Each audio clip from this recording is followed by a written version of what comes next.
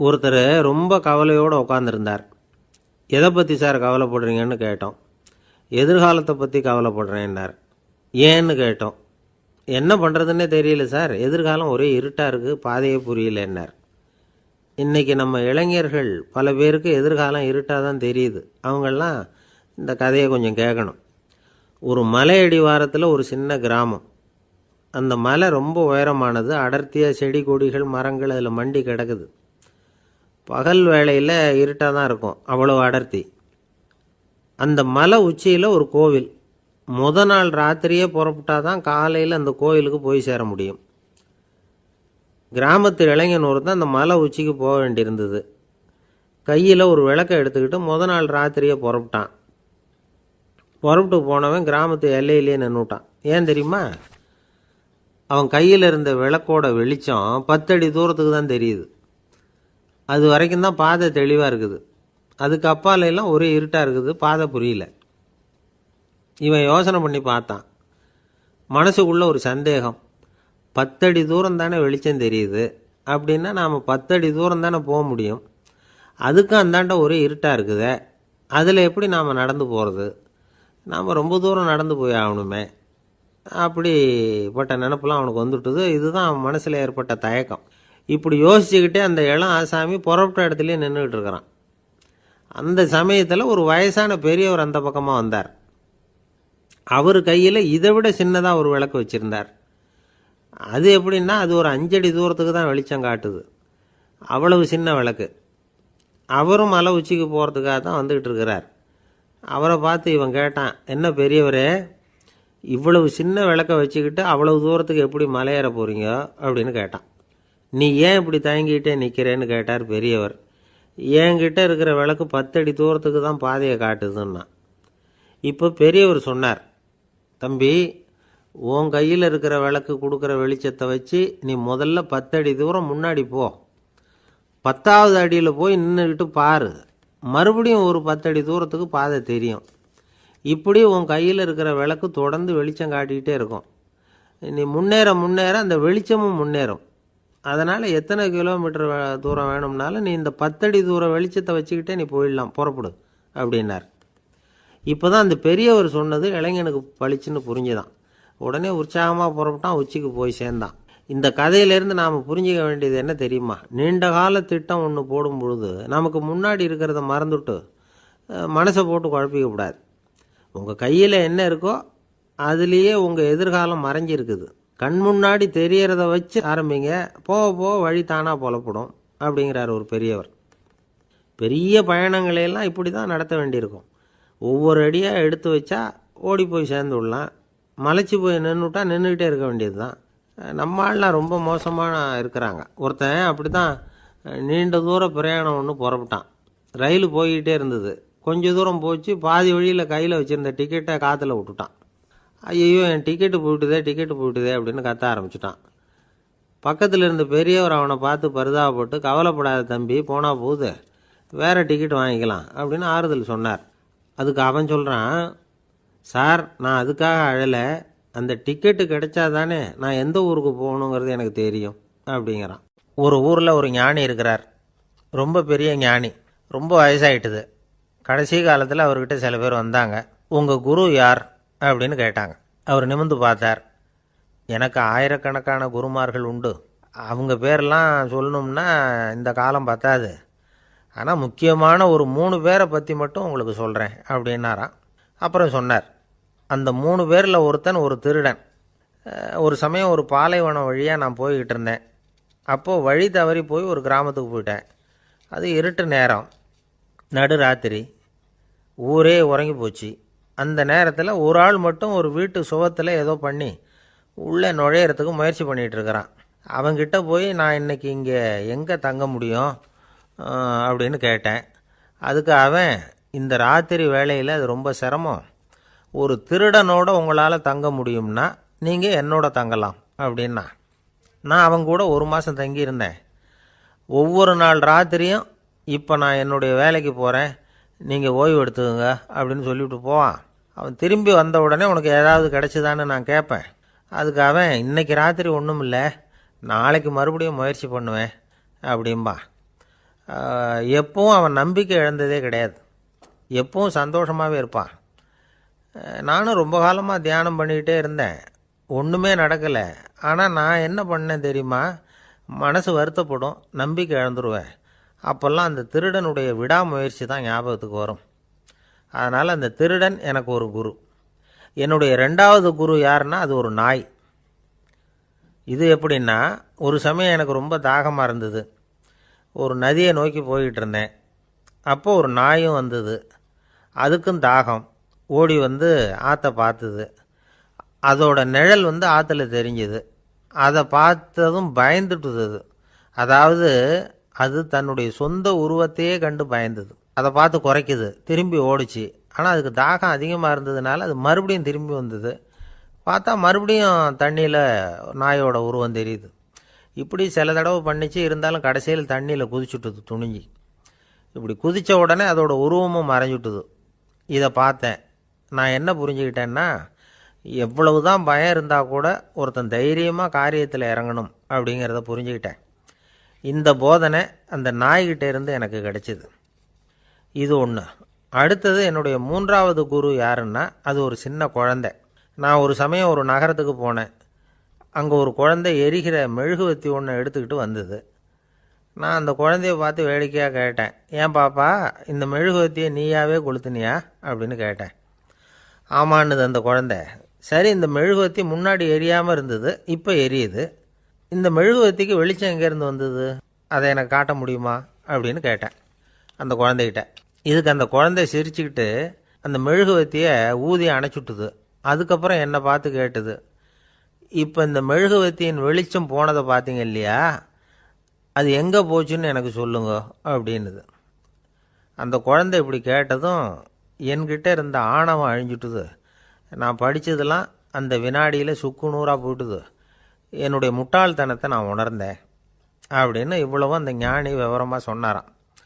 அதனால் நாம் இன்னார்கிட்டே இருந்து தான் இதை கற்றுக்கணுங்கிறது இல்லை, யாருக்கிட்டே இருந்தும் எதையும் கற்றுக்கலாம். நம்மால் ஒருத்தன் ஒரு நாய் வளர்த்துக்கிட்டு இருந்தான். அந்த நாய்க்கு வால் கிடையாது. யாரோ ஏற்கனவே வெட்டி எடுத்துட்டாங்க. இந்த நாய் தான் சார் எனக்கு குரு, அதுக்கிட்டே இருந்து கூட நான் பாடம் கற்றுக்கிட்டு இருக்கிறேன் அப்படின்னா. அப்படி என்ன கற்றுக்கிட்டேன் இந்த வால் இல்லாத நாய்கிட்டே இருந்து அப்படின்னு கேட்டோம். நாம் யாருக்கிட்டையும் வாலாட்டக்கூடாது அப்படிங்கிற பாடத்தை அதுக்கிட்டே இருந்து தான் நான் கற்றுக்கிட்டேன் அப்படின்னா. என்னுடைய நண்பர் ஒருத்தர் ஆழ்ந்த சிந்தனையில் இருந்தார். என்ன யோசனை பண்ணுறீங்கன்னு கேட்டேன். தலைவர் ஆகணும்னு பார்க்குறேன், அதுதான் என்ன வழின்னு யோசிச்சுக்கிட்டு இருக்கேன்னார். நான் கூட அது மாதிரி யோசித்து பார்த்தேன். அதுக்கப்புறம் அந்த யோசனையை கை விட்டுட்டேன் அப்படின்னோம். ஏன்னு கேட்டார். அதுக்கான தகுதிகள் நமக்கு இல்லைங்கிறது புரியுது. அது நமக்கு புரியறத விட நம்ம விட மற்றவங்களுக்கு நல்லா புரிஞ்சு போச்சு. அதனால் பேசாமல் கம்முன்னு இருந்துடுறது தான் நல்லது அப்படின்னோம். தலைவர் ஆகிறதுக்கு தகுதிகள் வேறு உண்டோ அப்படின்னு கேட்டார். அவர் யதார்த்தமாக தான் கேட்குறார். நாங்கள் உடனே எங்ககிட்ட இருந்த ஒரு புஸ்தகத்தை எடுத்து அவர்கிட்ட கொடுத்தோம். படித்து பாருங்கன்னு. தலைவர் ஆகிறதுக்கு என்ன வழி அப்படிங்கிறத பற்றி அதில் போட்டிருக்கிறாங்க. முதல் வழி என்ன தெரியுமா? ஒரு 4 பேர் முன்னாடி இல்லைன்னா ஒரு கூட்டத்துக்கு முன்னாடி நீங்கள் பேச போகிறீங்க. அப்போ எப்படி ஆரம்பிக்கணும்னா, உண்மையான புகழ்ச்சி, நேர்மையான பாராட்டு, இதோடு ஆரம்பிக்கணும். எடுத்ததுமே அது சரியில்லை இது சரியில்லைன்னு பேசிகிட்டு இருக்கக்கூடாது. மக்களை பார்த்து நீங்கள் தான் தப்பு பண்ணிவிட்டீங்க அப்படின்னு நேரடியாக சொல்லக்கூடாது. தவறு இருந்தாலும் அதை மறைமுகமாக ஏதாவது கதை சொல்லி அதிலிருந்து அவங்க புரிஞ்சுக்கிற மாதிரி செய்யணும். அடுத்தவங்க பண்ண தப்பு என்னன்னு அலசறதுக்கு முன்னாடி நீங்கள் பண்ணின தப்பு என்னங்கிறத பற்றியே பேசுங்க. எதுக்கும் நேரடியாக உத்தரவு போட்டுக்கிட்டு இருக்கக்கூடாது. இதை நீங்கள் செய்யணும் அப்படின்னு சொல்கிறதுக்கு பதிலாக நீங்கள் இப்படி செஞ்சால் எப்படி இருக்கும் அப்படின்னு கேள்வி மாதிரி கேட்கணுமா. இப்படி கேட்டால் அது உத்தரவு மாதிரி தெரியாதான். அடுத்தவங்க மரியாதையை காப்பாற்றுறது மாதிரி பேசணுமா. உங்கள் பேச்சு இன்னொருத்தரை அவமானப்படுத்துறது மாதிரி இருக்கக்கூடாதான். ஏண்டா இவங்கிட்ட போய் மாட்டிக்கிட்டோம்னு யாரும் நினச்சிடக்கூடாது. ஒவ்வொரு சின்ன வளர்ச்சியையும் பாராட்டணும். வெற்றி சாதாரணமாக இருந்தாலும் பாராட்டாமல் இருந்துடக்கூடாது. பாராட்டும் பொழுது தாராளமாக இருக்கணும். குறை சொல்லும் பொழுது கவனமாக இருக்கணும். வாய்க்கு வந்தபடி பேசிவிட்டால் அதுக்கப்புறம் வகையாக மாட்டிக்கிட்டு முழிக்க வேண்டியிருக்கும். நீங்கள் பேசுகிறது இன்னொருத்தருக்கு ஒரு கௌரவத்தையும் மரியாதையும் உண்டு பண்ணுறது மாதிரி இருக்கணும். நீங்கள் பேசுகிறது அடுத்தவங்களுக்கு இருக்கிற கொஞ்ச நெஞ்ச மரியாதையும் எடுத்து விடுறது மாதிரி இருக்கக்கூடாது. உங்கள் பேச்சை கேட்டால் கேட்குறவங்களுக்கு ஒரு ஊக்கம் வரணும், உற்சாகம் வரணும். தவறு எதுவாக இருந்தாலும் அதை சுலபமாக திருத்திக்கலாம், சரி பண்ணிக்கலாங்கிறது மாதிரி இருக்கணும் உங்கள் பேச்சு. அடுத்தவங்களை சந்தோஷப்படுத்துங்க. உங்கள் யோசனையை கேட்டு நடந்துக்கிறதுனால அந்த சந்தோஷம் அவங்களுக்கு கிடைக்கணும். இந்த தகுதியெல்லாம் உங்ககிட்ட இருந்தால் நீங்கள் ஒரு சிறந்த தலைவராகலாம் அப்படின்னு அந்த புஸ்தகத்தில் போட்டிருக்குது. இந்த காலத்தில் தலைவர் ஆகிறதுக்கு வேறு சில தகுதிகள்லாம் கூட தேவைப்படுது. ஒரு புள்ள தன்னுடைய அப்பா கிட்ட, அப்பா உன்ன மாதிரியே நானும் அரசியலில் சேரணும், தலைவர் ஆகணும்னு ஆசைப்படுறேன், இன்னையிலேருந்து எனக்கு அரசியல் பாடம் கற்றுக் கொடு அப்படின்னு கேட்டிருக்கான். அவரும் சரின்னு சொல்லிவிட்டு ஒரு பெரிய ஏணியை எடுத்துகிட்டு வந்தாராம். ஒரு செவுத்தில் சாத்தினார். இந்த ஏணியில் ஏறி உயர போய் அங்கே பரன் மேலே இருக்கிற ஒரு புத்தகத்தை எடுத்துகிட்டு வாடான்ருக்கார் மகனை பார்த்து. அப்பா ஏணி ரொம்ப உயரமாக இருக்குது, நீ ஜாக்கிரதையாக இதை பிடிச்சிக்கோ, நான் ஏறி போகிறேன் அப்படின்னு நான் பையன். பயப்படாத, நான் பார்த்துக்கிறேன்னார் அப்பா. பையன் ஏணியில் ஏறினா உச்சிக்கு போனதும் அப்பா கையை எடுத்துட்டார். ஏணி அப்படியே சரிஞ்சுட்டுது. பையன் பொத்துன்னு கீழே விழுந்துட்டான். இடுப்பை பிடிச்சிக்கிட்டே எழுந்திரிச்சான்.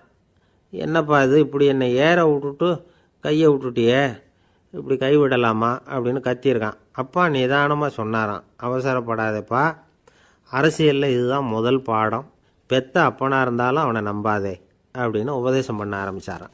ஒருத்தர் இருக்கார், நல்ல உத்தியோகத்தில் தான் இருக்கிறார், ஆனால் எப்போ பார்த்தாலும் முகத்தை வெறுப்பாக வச்சுருப்பார். அப்படியே வருவார் போவார். ஏன் சார் இப்படி இருக்கிறீங்க அப்படின்னு விசாரித்தோம்.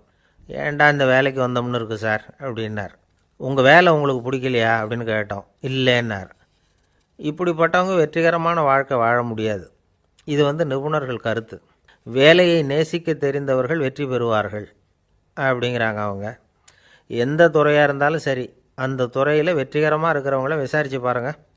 எனக்கு என்னுடைய வேலை ரொம்ப பிடிக்கும் அப்படின்னு சொல்கிறவங்களாக தான் இருப்பாங்க. அப்படி இருந்தால் தான் அது வெற்றிகரமாக இருக்க முடியுது அவங்களால. ஒருத்தனுக்கு பிடித்தமான பொழுதுபோக்கே அவனுடைய தொழிலாக இருந்துட்டுதுன்னா அவனை மாதிரி கொடுத்து வச்சவன் வேறு யாரும் இல்லை அப்படிங்கிறார் பெர்னாட் ஷா. ஒரு தடவை மன்னர் ஹுமாயூன் உயிரை தண்ணீர் முண்டு ஊற்றுகிற தொழிலாளி ஒருத்தர் காப்பாற்றினாராம் அந்த ஹுமாயூன் உயிரை. உடனே மன்னர் கேட்டிருக்கார், உனக்கு என்ன வேணும்னாலும் கேளு தரேன், உயர் பதவி வேணுமா அப்படின்னு கேட்டாராம். மன்னா, மக்களின் தாகம் தீர்க்கக்கூடிய இந்த பணியை விட உயர்ந்தது உண்டா அப்படின்னாராம் அந்த தொழிலாளி. அவரால் அவருடைய வேலையை நேசிக்க முடிஞ்சுது, அதனால் மகிழ்ச்சியாக இருக்க முடிஞ்சுது. நாமெல்லாம் அப்படி இல்லை, வேலை கிடைக்கிற வரைக்கும் கிடைச்சா போதும் அப்படின்னு இருக்கோம். கிடைச்சதுக்கப்புறம் ஏன்டா அந்த வேலைக்கு வந்தோம்னு ரொம்பவும் அழுத்துக்குவோம். சரி, நாம் இருக்கிற இடத்துல நாம் வெற்றிகரமாக இருக்க வழி உண்டா அப்படின்னா உண்டுன்னு சொல்கிறாங்க. அதாவது மன இயல் நிபுணர்கள் இருக்கிறாங்க இல்லையா, அவங்க அதுக்கு முக்கியமாக 6 வழிகள் சொல்கிறாங்க. நீங்கள் ஒரு அலுவலகத்தில் வேலை பார்க்குறவரா அப்படின்னா இதை கேளுங்க. அதாவது உங்கள் மேலதிகாரி எதிர்பார்ப்புக்கு தகுந்த மாதிரி உங்கள் வேலை இருக்குதா? அப்படி இல்லைன்னா முதல்ல உங்கள் வேலையின் தரம் உயரணும். உங்களுக்கு மேலே கீழே வேலை பார்க்குற பணியாளர்கள்கிட்ட நல்ல விதமாக பழகுறீங்களா? அந்த உறவு முறையில் ஏதாவது குறை இருந்தால் அதை கண்டுபிடிச்சி சரி பண்ணுங்க. நம்பிக்கைக்கு உரியவர் அப்படின்னு நீங்கள் பேர் எடுக்கணும். நீங்கள் எடுக்கிற முடிவு நல்ல முடிவாக தான் இருக்கும் அப்படின்னு அடுத்தவங்க சொல்லணும். உங்கள் தோற்றத்துக்கு முக்கியத்துவம் கொடுங்க. இது மனம் உடல் ரெண்டும் சம்மந்தப்பட்டது. அதனால் மனசையும் ஆரோக்கியமாக வச்சுருக்கணும், உடம்பையும் ஆரோக்கியமாக வச்சுருக்கணும். உங்களுடைய நிர்வாகம் செயல்படுற விதத்தை நல்லா புரிஞ்சு வச்சுக்கணும்.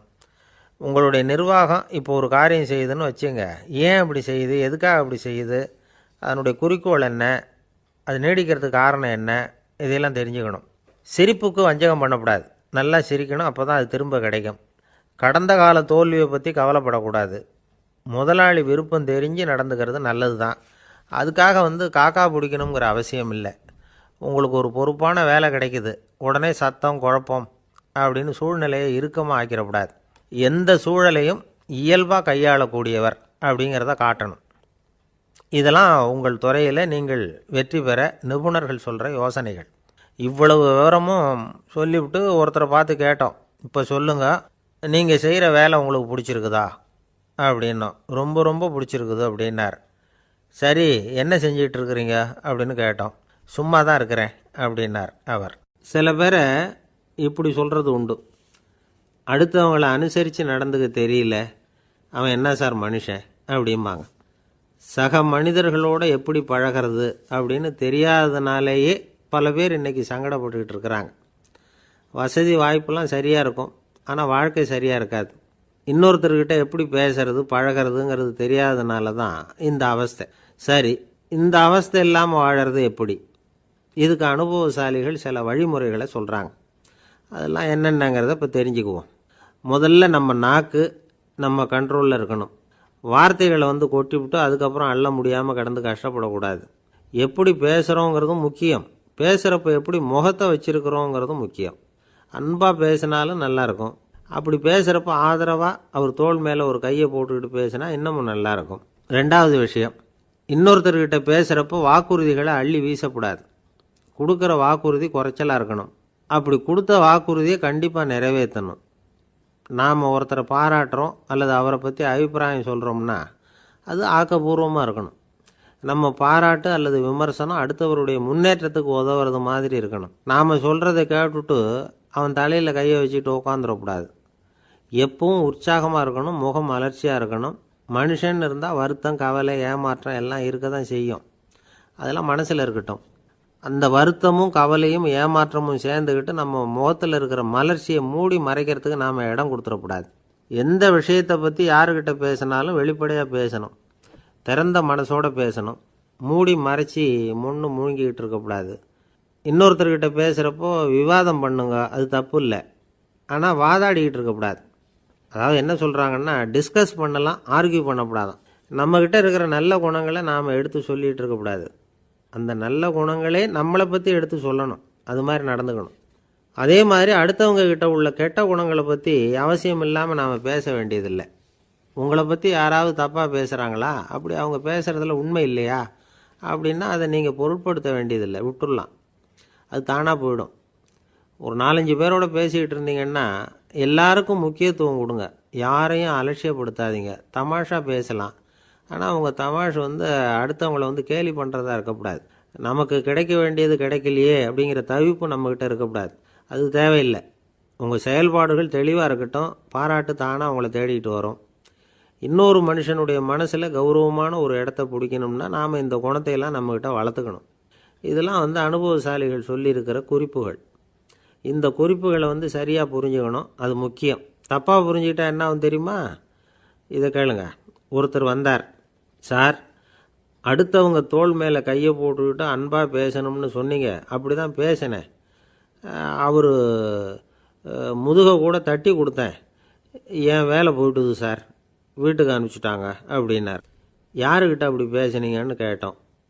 என் முதலாளிகிட்ட சார் அப்படிங்கிறார் ரொம்ப சோகமாக. ஒரு அரசனும் அமைச்சரும் ஒரு நாள் ரொம்ப சாவகாசமாக பேசிக்கிட்டு இருந்தாங்களாம். அரசன் அமைச்சரை பார்த்து ஒரு கேள்வி கேட்டிருக்கார். ஏங்க அமைச்சரே, ஆசை இல்லாத ஒரு மனுஷனால் இருக்க முடியுமா அப்படின்னு.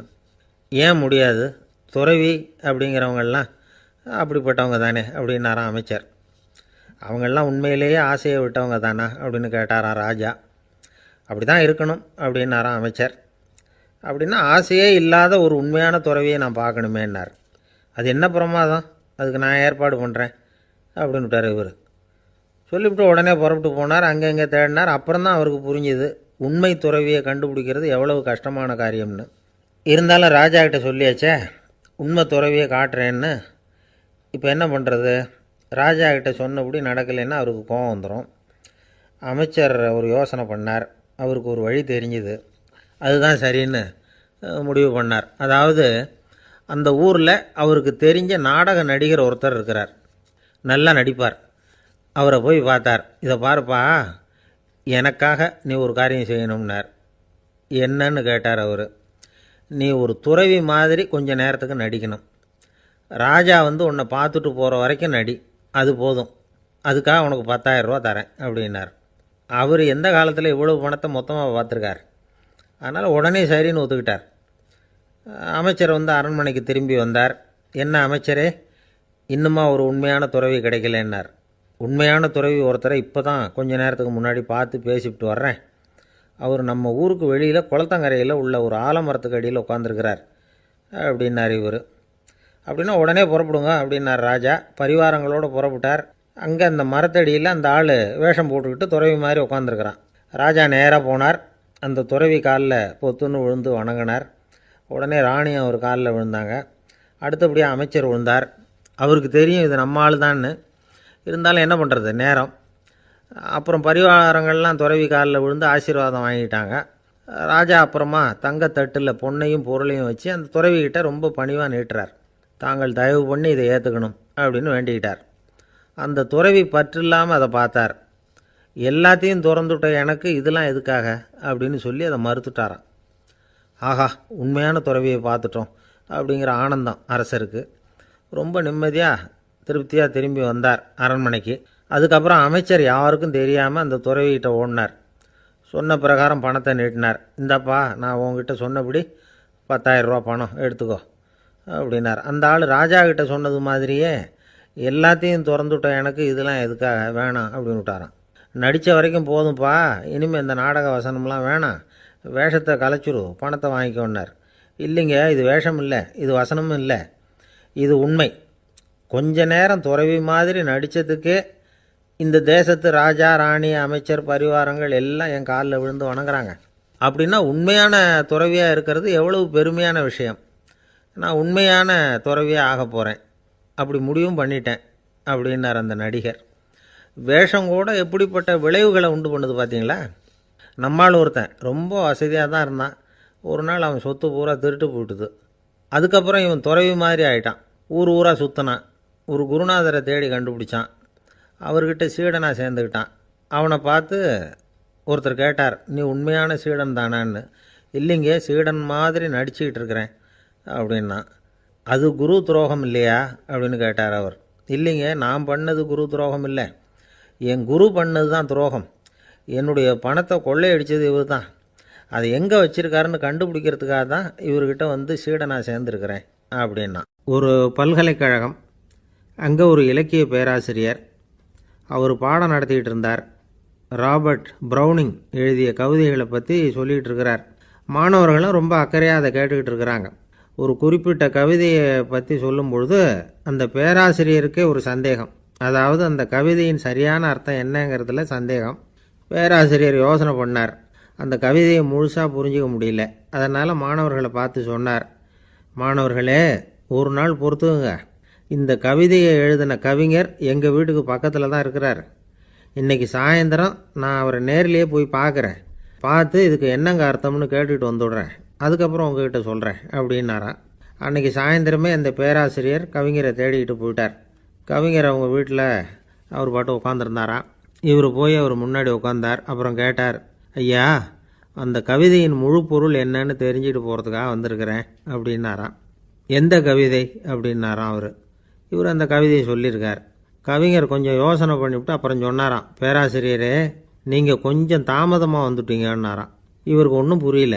நீங்கள் என்ன சொல்கிறீங்க, நான் தாமதமாக வந்துட்டேன்னா? நீங்கள் தான் உயிரோடு இருக்கிறீங்களே, அப்படி இருக்கும்பொழுது நான் தாமதமாக வந்துவிட்டேன்னா அது எப்படி அப்படின்னு இவர் குழம்பியிருக்கிறார்.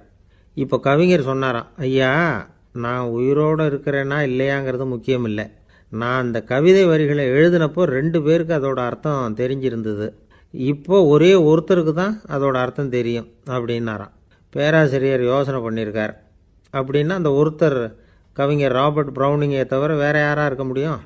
இவர் தான் அப்படிங்கிறத அவர் மனசில் நினச்சிக்கிட்டார். அதனால் சொன்னார், ஐயா, நான் தாமதமாக வரல, அந்த கவிதையின் பொருள் என்ன அது சொல்லுங்கன்னார். பேராசிரியரே, நான் சொல்கிறது உங்களுக்கு புரியலைன்னு நினைக்கிறேன். நான் இந்த வரிகள் எழுதினப்போ 2 பேருக்கு அதோட அர்த்தம் தெரிஞ்சிருந்தது. அந்த 2 பேர் யாருன்னா, ஒருத்தர் ராபர்ட் ப்ரௌனிங், அதாவது நான், இன்னொருத்தர் கடவுள். இப்போ அது கடவுளுக்கு மட்டும்தான் தெரியும். நானே இதை பற்றி பல தடவை யோசனை பண்ணி பார்த்தேன். இது ரொம்ப அழகானது, ஆனாலும் ரொம்ப வழுக்கலானது. அதை பிடிச்சிட்டோம்னு நினச்சிக்கிட்டு இருக்கும் பொழுதே காற்று மாதிரி அது உங்ககிட்ட இருந்து ஓடி போயிடுது. எனக்கு ரொம்பவும் வருத்தமாக தான் இருக்குது. நிச்சயமாக நான் தான் இந்த வரிகளை எழுதியிருக்கிறேன். அதில் அர்த்தம் இருக்குங்கிறது எனக்கு தெரியும், அதை நான் உணர்றேன். ஆனால் நீங்கள் என்னை மன்னிக்கணும். எனக்கே கூட அதை என்னால் விளக்க முடியல. அப்படி இருக்கும் பொழுது உங்களுக்கு எப்படி அதை நான் விளக்க முடியும் அப்படின்னாராம் அந்த கவிஞர். அனுபவிக்கப்படக்கூடிய எல்லாமே விளக்கப்படக்கூடிய ஒன்றல்ல, விளக்கப்படும் எல்லாமே அனுபவிக்கப்படக்கூடிய ஒன்றல்ல அப்படிங்கிறது ஞானிகளுடைய கருத்து. அதுக்காக தான் அந்த சம்பவம். வாழ்க்கையில் நீங்கள் தொடர்ந்து ஆய்வு செய்து கொண்டே இருக்கக்கூடிய விளக்கங்களை ஒருபோதும் அடைய முடியாத பரிமாணங்கள் இருக்கிறதுனால தான் அது அலுப்பு தட்டாமல் இருக்குது. உங்களால் நிறைய அனுபவிக்க முடியும். இருந்தாலும் நீங்கள் அனுபவித்து அறிந்த விஷயங்கள் கூட வார்த்தைகளால் விளக்கப்பட முடிவதில்லை அப்படிங்கிறது பெரியோர் சிந்தனை. இதெல்லாம் ஒரு பக்கம் இருக்கட்டும். நமக்கு தெரிஞ்ச பேராசிரியர் ஒருத்தர் 1 மணி நேரம் ரொம்ப விவரமாக வகுப்பு எடுத்தார். கடைசியாக சொன்னார், மாணவர்களே, ரொம்பவும் எளிமையாக விளக்கமாக எல்லா விவரமும் சொல்லியிருக்கிறேன். அதனால் இதில் உங்களுக்கு சந்தேகம் வர்றதுக்கு வாய்ப்பே இல்லை. இருந்தாலும் கேட்க வேண்டிய கடமை கேட்குறேன். இது வரைக்கும் நடத்தினதில் யாருக்காவது ஏதாவது சந்தேகம் உண்டா அப்படின்னு கேட்டாராம். எனக்கு ஒரே ஒரு சந்தேகம்தான் சார் அப்படின்னு எழுந்திரிச்சு நிற்கிறான் ஒருத்தன். என்னன்னு கேட்டாராம். இது வரைக்கும் நீங்கள் என்ன பாடம் சார் நடத்துனீங்க அப்படின்னானா அவன். ஒரு ஆஃபீஸில் வேலை பார்க்குற ஒருத்தர் ஏதோ தப்பு பண்ணிவிட்டார். உடனே மேல் அதிகாரி அவரை கூப்பிட்டு அனுப்புனார். நீ செஞ்சது தப்புன்னார் கோபமாக. இது ஒரு ரகம். சில அதிகாரிகள் இப்படி நீங்கள் செஞ்சது தப்புன்னு சொல்கிறதில்ல, நீங்கள் செஞ்சது சரி அப்படின்னு சொல்கிறதில்ல. எப்படி சொல்லுவாங்கன்னா, நீங்கள் செஞ்சது சரியில்லைன்னு நான் நினைக்கிறேன் அப்படின்னு சொல்லுவாங்களாம். அதாவது சில பேர் நீங்கள் செஞ்சது தப்புங்கிறாங்க, அதையே மாற்றி சொல்கிறாரு இவர், நீங்கள் செஞ்சது சரியில்லைன்னு நினைக்கிறேன். இது ரெண்டும் அர்த்தம் ஒன்று தான், இருந்தாலும் வார்த்தைகள் வித்தியாசம். நிர்வாக திறமை இல்லாத ஒரு அதிகாரி யூ ஆர் ராங் அப்படின்னு சொல்லுவாராம். நிர்வாக திறமை உள்ள அதிகாரியாக இருந்தால் அதையே கொஞ்சம் மாற்றி I think you are not correct அப்படிம்பாரான். இதுதான் வித்தியாசம். இருந்தாலும் வார்த்தைகளை உபயோகப்படுத்துகிற விதத்தை வச்சு தான் வேலை நல்லா நடக்கிறதும் நடக்காததும் இருக்குது. விவரம் தெரிஞ்சவங்க என்ன சொல்கிறாங்க தெரியுமா? Be a leader not a boss அப்படிங்கிறாங்க. ஒரு லீடராக பாஸாக இருக்காதே அப்படிங்கிறாங்க. சரி, அப்படின்னா லீடருக்கும் பாஸுக்கும் வித்தியாசம் உண்டா அப்படின்னு கேட்டால் இருக்குன்னு சொல்கிறாங்க. லீடருங்கிறவர் வேறு, பாஸுங்கிறவர் வேறு. ஒரு லீடர் எப்படி நடந்துக்குவார், ஒரு பாஸ் எப்படி நடந்துக்குவார், இதை முதல்ல நாம் தெரிஞ்சுக்கணும். அவங்க எப்படி நடந்துக்குவாங்க அப்படிங்கிறதுக்கு சில விவரங்கள் இருக்குது. அதை கேட்டோம்னா நாம் புரிஞ்சுக்கலாம் அதை. அதாவது பாஸுங்கிறவர் விரட்டிக்கிட்டே இருப்பார், லீடருங்கிறவர் ஊக்கப்படுத்திக்கிட்டே இருப்பார். நாளைக்கு சாயந்தரத்துக்குள்ளே அந்த வேலையை செஞ்சு முடிக்கலைன்னா தொலைச்சி விடுவோம் தொலைச்சி அப்படிம்பார் அவர். இவர் எப்படி சொல்லுவார்னா, இது வரைக்கும் நீங்கள் செஞ்சுருக்கிற வேலை ரொம்ப அற்புதம் அப்படிம்பார். பாஸுங்கிறவர் அதிகாரத்தை நம்பி செயல்படுறவர், லீடருங்கிறவர் நல்லெண்ணத்தை நம்பி செயல்படுறவர். நம்மக்கிட்ட அதிகாரம் இருக்குது, பவர் இருக்குது, அதனால் காரியத்தை சாதிச்சுடலாம் அப்படின்னு நினைக்கிறவர் அவர். மற்றவங்கக்கிட்ட ஒரு நல்ல அபிப்பிராயத்தை சம்பாதிச்சுக்கிட்டு அது மூலமாக காரியங்களை சாதிக்கிறவர் இவர். பாஸுங்கிறவர் பயத்தை உண்டு பண்ணுவார், லீடருங்கிறவர் அன்பை பரவ செய்வார். அதை செய்யலைன்னா ஆடிட்டில் தகராறாயிடும், இது செய்யலைன்னா இன்க்ரிமெண்ட்டு கட் ஆகிடும், இப்படி ஏதாவது சொல்லி பயமுறுத்திக்கிட்டே இருப்பார் அவர். இவர் அப்படி இல்லை. உடம்பு இப்படி இருக்குது, வீட்டில் எல்லோரும் சௌக்கியமாக இருக்கிறாங்களா, ஆஃபீஸில் எல்லாம் வசதியாக இருக்குதா, நான் ஏதாவது உதவி செய்யணுமா அப்படின்னு அன்புக்கு முக்கியத்துவம் கொடுப்பார். பாஸுங்கிறவர் எதுக்கெடுத்தாலும் நான் சொல்லிகிட்டு இருப்பார், லீடருங்கிறவர் நாமன்னு சொல்லிகிட்டு இருப்பார். பாஸுங்கிறவர் தப்புக்கு காரணம் யாருன்னு பார்ப்பார், லீடருங்கிறவர் தப்பு என்னன்னு பார்ப்பார். இதுதான் ரெண்டு பேருக்கு வித்தியாசம். The boss shows who is wrong, the leader shows what is wrong அப்படின்னு சொல்லுவாங்க. இந்த காரியம் எப்படி செய்யப்பட்டிருக்கு அப்படின்னு தெரிஞ்சுக்கிறவர் பாஸ். இந்த காரியத்தை எப்படி செய்யணும்னு செஞ்சு காட்டுறவர் லீடர். பாஸுங்கிறவர் பணியாளர்களை திட்டுவார், லீடர் மரியாதைக்குரியவராக நடத்துவார், அதுக்குரியவராக அவர் நடந்துக்குவார். செய்கிற வேலையை ஒரு சுமையாக நினைக்க வைக்கிறவர் பாஸ், செய்கிற வேலையை ஒரு சந்தோஷமாக ஆக்கிறவர் லீடர். ஒரு முதலாளியாக இருக்கிறவர் அல்லது ஒரு நிர்வாகியாக இருக்கிறவர் இது மாதிரியான நுணுக்கங்களையெல்லாம் தெரிஞ்சு வச்சுக்கிறது நல்லது. ஒரு பாஸ் இருக்கார், அவர் ஒரு நாள் ரொம்ப பெருமையாக தன்னோட ஆஃபீஸை பற்றி பேசிக்கிட்டு இருந்தார். எனக்கு கீழே 200 பேர் வேலை செய்கிறாங்க சார், நான் ஒரு கோடு கிழிச்சா அவங்க அதை தாண்டாத அளவுக்கு நான் நடந்துக்கிறேன் சார் அப்படின்னார் அவர். அது எப்படி முடியுது உங்களால் அப்படின்னு கேட்டோம். நான் கோடே கிழிக்கிறதில்ல சார் அப்படின்னார். அரேபிய நாடு, அங்கே ஒரு ஆட்சி தலைவர், அரேபிய நாட்டு ஆட்சி பொறுப்பை ஏற்றுக்கிட்டவர். அவர் ஆட்சி பொறுப்பை ஏற்றுக்கிட்ட பிறகு ஒரு நாள் ஒரு தெருவில் நடந்து போய்கிட்டு இருந்தார். அவர் தோளில் ஒரு பெரிய துணி மூட்டை, அதை சுமந்துக்கிட்டு கடத்தெருவை நோக்கி அவர் போய்கிட்டு இருக்கிறார். வழியில் அவரை சந்தித்தார் உமர். அவர் கேட்டார், கலீஃபா அவர்களே, எங்கே புறப்பட்டுட்டீங்க அப்படின்னு கேட்டார். கலீஃபான்னா ஆட்சி தலைவர்னு அர்த்தம். இதுக்கு அவர் சொன்னார், நான் துணி வணிகம் செய்கிறவன், அதனால் துணி வியாபாரம் செய்கிறதுக்காக போயிட்டுருக்கிறேன்னார்.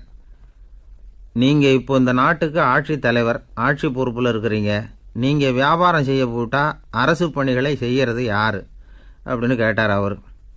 நான் அரசு பணிகளை மட்டுமே செஞ்சுக்கிட்டு இருந்தா என் குடும்பத்தை காப்பாற்றுறது யார் அப்படின்னு கேட்டார் அவர். இப்படி கேட்டவர் யார் தெரியுமா? அவர் தான் அபூபக்கர், இறை தூதர் முகமது அவர்களுக்கு பிறகு கலீஃபாவாக தேர்ந்தெடுக்கப்பட்டவர். அப்போலாம் ஆட்சி தலைவர்களுக்கு சம்பளம்னு எதுவும் கிடையாது. இந்த பிரச்சனையை எப்படி தீர்க்கிறதுன்னு யோசனை பண்ணார் உமர். அபு உபைதா அவர்கள்கிட்ட அழைச்சிட்டு போனார். அவர் யாருன்னா, அவர் தான் பொது நிதி கருவூலத்தின் பொறுப்பாளர். அவர்கிட்ட பிரச்சனையை சொன்னார். இது மாதிரி ஆட்சி தலைவருக்கு பொது நிதியிலிருந்து ஊதியம் அளிக்க முடியுமான்னு கேட்டார். பொது நிதி விதிகளின்படி அதுக்கு சாத்தியம் இல்லைன்னு சொல்லிவிட்டார் அவர். சரி, வேற ஏதாவது வழி இருக்குதான்னு கேட்டார் உமர். அபு உபைதா கொஞ்சம் யோசனை பண்ணி பார்த்தார். அப்புறமா சொன்னார், மக்காவிலிருந்து மதீனாவுக்கு குடிபெயர்ந்து வந்த அகதிகளுக்கு நிதி உதவி அளிக்கிறதுக்கு விதிகளில் இடம் இருக்கு. அப்படி பார்த்தா அபூபக்கரும் அகதி தானே, அதனால எல்லா அகதிகளுக்கும் கொடுக்கறது மாதிரியே அவருக்கும் ஒரு தொகை அளிக்கலாம்னார். கலீஃபா அபூபக்கருக்கு இந்த அகதி உதவி தொகையைத்தான் கொடுத்துட்டு வந்தாங்களாம். குடும்ப செலவுக்கு அது போதுமானதா இல்லை. இருந்தாலும் கலீஃபாங்கிறதுக்காக மற்ற அகதிகளை விட அதிகமாக தொகையை பெற அவர் விரும்பலை. மார்பு பக்கம் கிழிஞ்சிருந்த ஒரு மேலாடையை தான் அவர் அணிஞ்சிருந்தார். அவருடைய துணைவியார் அஸ்மா, அவங்க ஒரு நாள் தேன் அருந்த ஆசையாக இருக்குன்னாங்களாம். நமக்கு கிடைக்கிற ஊதியம் குடும்ப செலவுக்கே போதுமானதா இல்லையே, இந்த நிலையில் தேன் வாங்கிறதுக்கு காசுக்கு நான் எங்கே போவேன்ருக்கார் அவர். கொஞ்ச நாள் கழித்து அவங்க ஒரு தொகையை அவர்கிட்ட கொடுத்து தேன் வாங்கிட்டு வர சொன்னாங்களாம். இவருக்கு ஆச்சரியம், ஏது இந்த பணம்னு கேட்டிருக்காரு. நீங்கள் தினமும் குடும்ப செலவுக்காக கொடுத்துக்கிட்டு வந்த பணத்தில் கொஞ்சம் கொஞ்சமாக மிச்சப்படுத்தி வச்சேன்னாங்களாம். அபூபக்கர் அந்த பணத்தை எடுத்துக்கிட்டு நேராக பொது நிதி கருவூல பொறுப்பாளர்கிட்ட போனார். இந்த பணத்தை பொது நிதியில் சேர்த்துருங்க, இது அதிகப்படியாக எனக்கு தரப்பட்டு வந்த ஊதியம், அடுத்த மாதத்திலேருந்து இந்த தொகையை குறைச்சிங்கன்னு வேற சொல்லிவிட்டாராம். பசியை தணிக்க தேவையான அளவு உணவு, ஒரு ஜோடி உடை, இதை தவிர கூடுதலாக மக்கள் பொது நிதியிலிருந்து வாங்கிக்கிறதுக்கு என் குடும்பத்தாருக்கு உரிமை இல்லை அப்படின்னு சொல்லி கண்டிப்பாக சொல்லிவிட்டாராம். அவர் வாங்கிட்டு வந்த அந்த குறைந்த ஊதியம் கூட அவர் மனசை உறுத்திக்கிட்டே இருந்தது.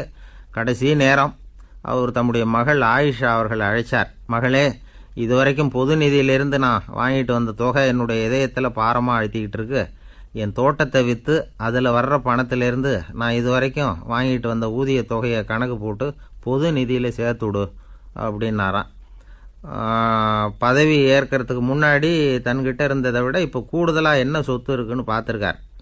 ஒரு ஒட்டகம், ஒரு கோப்பை, ஒரு பணியாள். இதையும் அடுத்தபடியாக கலீஃபாவா வர்றவர்கிட்ட ஒப்படைச்சிருங்க அப்படின்னு விட்டாராம். அதே மாதிரி அடுத்து வந்த உமர்கிட்ட ஒப்படைச்சாங்க. அப்போ உமர் சொன்னாராம், அபூபக்கரே, இந்த முன்மாதிரியால் உங்களுக்கு பிறகு இந்த ஆட்சி பொறுப்பை ஏற்கிறவர்களை பெரும் நெருக்கடிக்கு ஆளாகி விட்டீங்க அப்படின்னு சொல்லி ரொம்ப கண் கலங்கினாராம். கடைசியாக அபூபக்கர் தன்னுடைய குடும்பத்தாருக்கு விட்டு சென்ற சொத்து ஒரு படுக்கை விரிப்பு, ஒரு போர்வை, அவ்வளவுதான். இது சிந்திக்க வேண்டிய ஒரு செய்தி. ஒரு ஊரில் ஒரு மன்னர் இருந்தாராம். அமைச்சர் அவர்கிட்ட சொன்னாராம், மன்னா, நம்ம ராஜ்யத்தில் இனிமே லஞ்ச ஊழலே இருக்காதுன்னாராம். ஆஹா, அப்படின்னா ஊழல் பேர் வழிகளையெல்லாம் நாடு கடத்தியாச்சா அப்படின்னு கேட்டிருக்காரு மன்னர். இதுக்கு அவர், அப்படி இல்லைங்க, இனிமே கொடுக்கறதுக்கு ஜனங்கள்கிட்ட பணமே இல்லை அப்படின்னாராம். இயேசுநாதர்கிட்ட ஒருத்தர் கேட்டாராம், இயேசுவே, என்னை எவ்வளவு நேசிக்கிறீர்கள் அப்படின்னு. அவர் தன்னுடைய இரு கைகளையும் அகல விரித்து இவ்வளவு என்று சொல்லி சிலுவையில் உயிர் நீத்தார் அப்படின்னு சொல்லுவாங்க. அதாவது அந்த நேசிப்புக்கு எல்லை கிடையாது, அதே போல மன்னிப்புக்கும் எல்லை கிடையாது. இது இயேசுநாதர் சொல்லி கொடுத்த ஒரு பாடம். இயேசுனுடைய சீடர்களில் ஒருத்தன் பீட்டர், அவன் ஒரு நாள் இயேசுநாதர்கிட்ட கேட்டிருக்கான், இயேசுவே, நான் என்னுடைய தம்பிக்கிட்ட அடிக்கடி சண்டை போட்டுக்கிட்டு இருக்கிறேன், என்னுடைய சகோதரன் கூட, அவனை நான் எத்தனை தடவை மன்னிக்கிறது? ஏற்கனவே 7 தடவை அவனை மன்னிச்சுட்டேன் அப்படின்னு சொல்லியிருக்கிறான். அப்போது இயேசு சொன்னாராம், மன்னிக்கிறதுக்கு எத்தனை தடவைங்கிற கணக்கெல்லாம் கிடையாது. எத்தனை தடவை உன்னுடைய சகோதரன் உன்னை கோபப்படுத்துகிறானோ அத்தனை தடவை நீ மன்னிக்கிறதுக்கும் தயாராக இருக்கணும், அதுதான் அப்படின்னு சொன்னாராம். அப்போ இவனுக்கு ஒன்றும் புரியல, இது என்ன அவன் தப்பு பண்ணிக்கிட்டே இருப்பான், நாம் மன்னிச்சுக்கிட்டே இருக்கிறதா அப்படிங்கிறது மாதிரி குழப்பமாக இருந்திருக்கிறான். அப்போது இயேசுநாதர் தன்னுடைய சீடன் பீட்டர்கிட்ட ஒரு கதை சொன்னாராம். அந்த கதை இன்றைக்கு நாம் எல்லாரும் சிந்தித்து பார்க்க வேண்டிய ஒரு கதை. அதாவது மன்னிப்பை விரும்புகிறவர்கள் மன்னிக்கவும் தயாராக இருக்க வேண்டும் அப்படிங்கிறது தான் அந்த கதையினுடைய தத்துவம். அந்த ஏசுநாதர் சொன்ன கதை என்னென்னா, ஒரு மன்னர் இருந்தார். அவர் ஒரு நாள் அரண்மனையில் உட்காந்து கணக்கு வழக்குகள்லாம் பார்த்துக்கிட்டு இருந்தார். நம்ம அரண்மனையிலேருந்து யார் யார் அரசாங்க கடன் வாங்கியிருக்கிறாங்க, யார் யார் திருப்பி செலுத்தியிருக்கிறாங்க அப்படிங்கிற விவரத்தையெல்லாம் பார்த்துக்கிட்டு இருந்தார். அப்போ தான் புரிஞ்சுது, அந்த அரண்மனையில் வேலை செய்கிற ஒருத்தனே அரசாங்க கடன் வாங்கியிருக்கிறான். எவ்வளவு? 10,000 பொற்காசுகள் வாங்கியிருக்கான் கடன். இந்த 10,000 பொற்காசுகளை திருப்பி செலுத்தலை அரசாங்கத்துக்கு. இது மன்னர் கவனத்துக்கு வந்தது. உடனே நம்ம அரண்மனையில் இருக்கிறவனே அரசு கடன் வாங்கி திருப்பி செலுத்தாமல் இருக்கான், அவனை கூப்பிட்டு வாங்கன்னு சொல்லி கூப்பிட்டுட்டு வந்தாங்களாம்.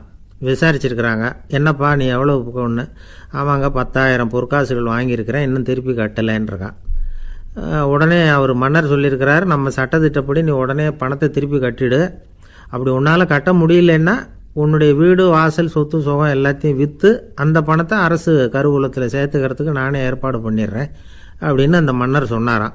இவன் அப்படியே அதிர்ச்சி ஆகிட்டான். அப்படியே பொத்துன்னு காலில் விழுந்தானா.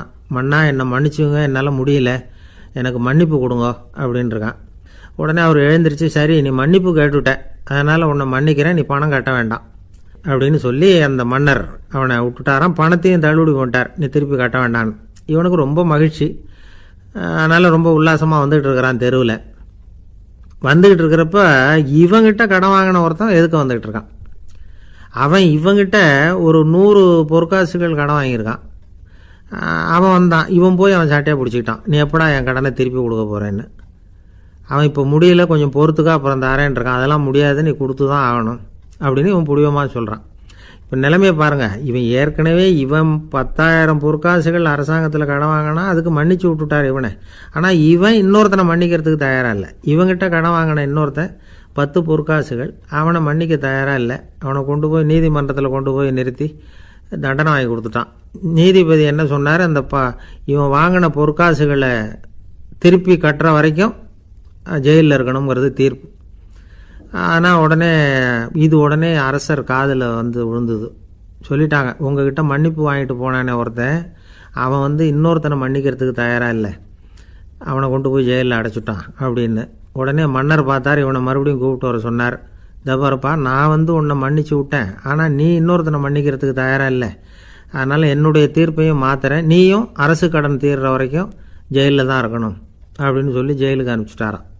இப்படி ஒரு கதையை இயேசுநாதர் தன்னுடைய சீடருக்கு சொன்னதாக ஒரு வரலாறு. அது என்ன, அதிலேருந்து நாம் புரிந்து கொள்ள வேண்டியதுன்னா, நாம் மன்னிக்கப்படணும்னு நாம் விரும்புகிறோம்னா நாம் இன்னொருத்தரை மன்னிக்கிறதுக்கு தயாராக இருக்கணும். அதனால் நாம் இன்னொருத்தரை யாரையும் மன்னிக்க மாட்டோம், ஆனால் என்ன இன்னொருத்தர் மன்னிக்கணும் அப்படிங்கிறது மாதிரி செய்யக்கூடாதுன்னு சொல்லுவாங்க. அது மாதிரி நாம் இப்போ இது தப்பாக புரிஞ்சுக்கிறவங்களும் இருக்கிறாங்க. பாவம் மன்னிப்புங்கிறதுலாம் எதுக்குன்னா, அதாவது மறுபடியும் பாவம் செய்யாமல் இருக்கிறதுக்காக தான். அதான் மன்னிக்கிறாரே அப்படிங்கிறதுக்காக மறுபடியும் பாவம் பண்ணிகிட்டு இருக்கிறது இல்லை. அதான் ஒருத்தர் கேட்டாராம், பாவத்திலேருந்து மன்னிப்பு கிடைக்கணும்னா நீ என்ன செய்யணும் அப்படின்னு கேட்டிருக்கார். அதுக்கு அவன் சொல்லியிருக்கிறான், நான் முதல்ல பாவம் செய்யணும், அப்போ தானே மன்னிப்பு கிடைக்கும் அப்படின்னு நானாம். இப்படிப்பட்டவர்கள் தான் இன்றைக்கி உலகத்தில் அதிகமாக இருக்கிறாங்க. அதனால் இந்த மன்னிப்பின் மகத்துவங்கிறது இயேசுநாதர்கிட்டேருந்து தான் நாம் புரிஞ்சுக்கணும். அந்த இயேசு சொன்ன அந்த மன்னிக்கிற மனோபாவம் இருந்தால் இன்றைக்கி உலகம் பூராவும் அமைதி பூங்காவாக இருக்கும். அதில் ஒன்றும் ஆச்சரியமே இல்லை, அதில் ஒன்றும் சந்தேகமும் இல்லை. அதனால் மன்னிக்கிற மனோபாவத்தை நாம் எல்லாரும் நமக்குள்ளே வளர்த்து கொள்ள வேண்டும் அப்படிங்கிறது தான் நாம் இன்றைக்கு எல்லோரும் சிந்தித்து பார்க்க வேண்டிய ஒரு செய்தி. ஆள் ராமகிருஷ்ணரை தேடி வந்தான்.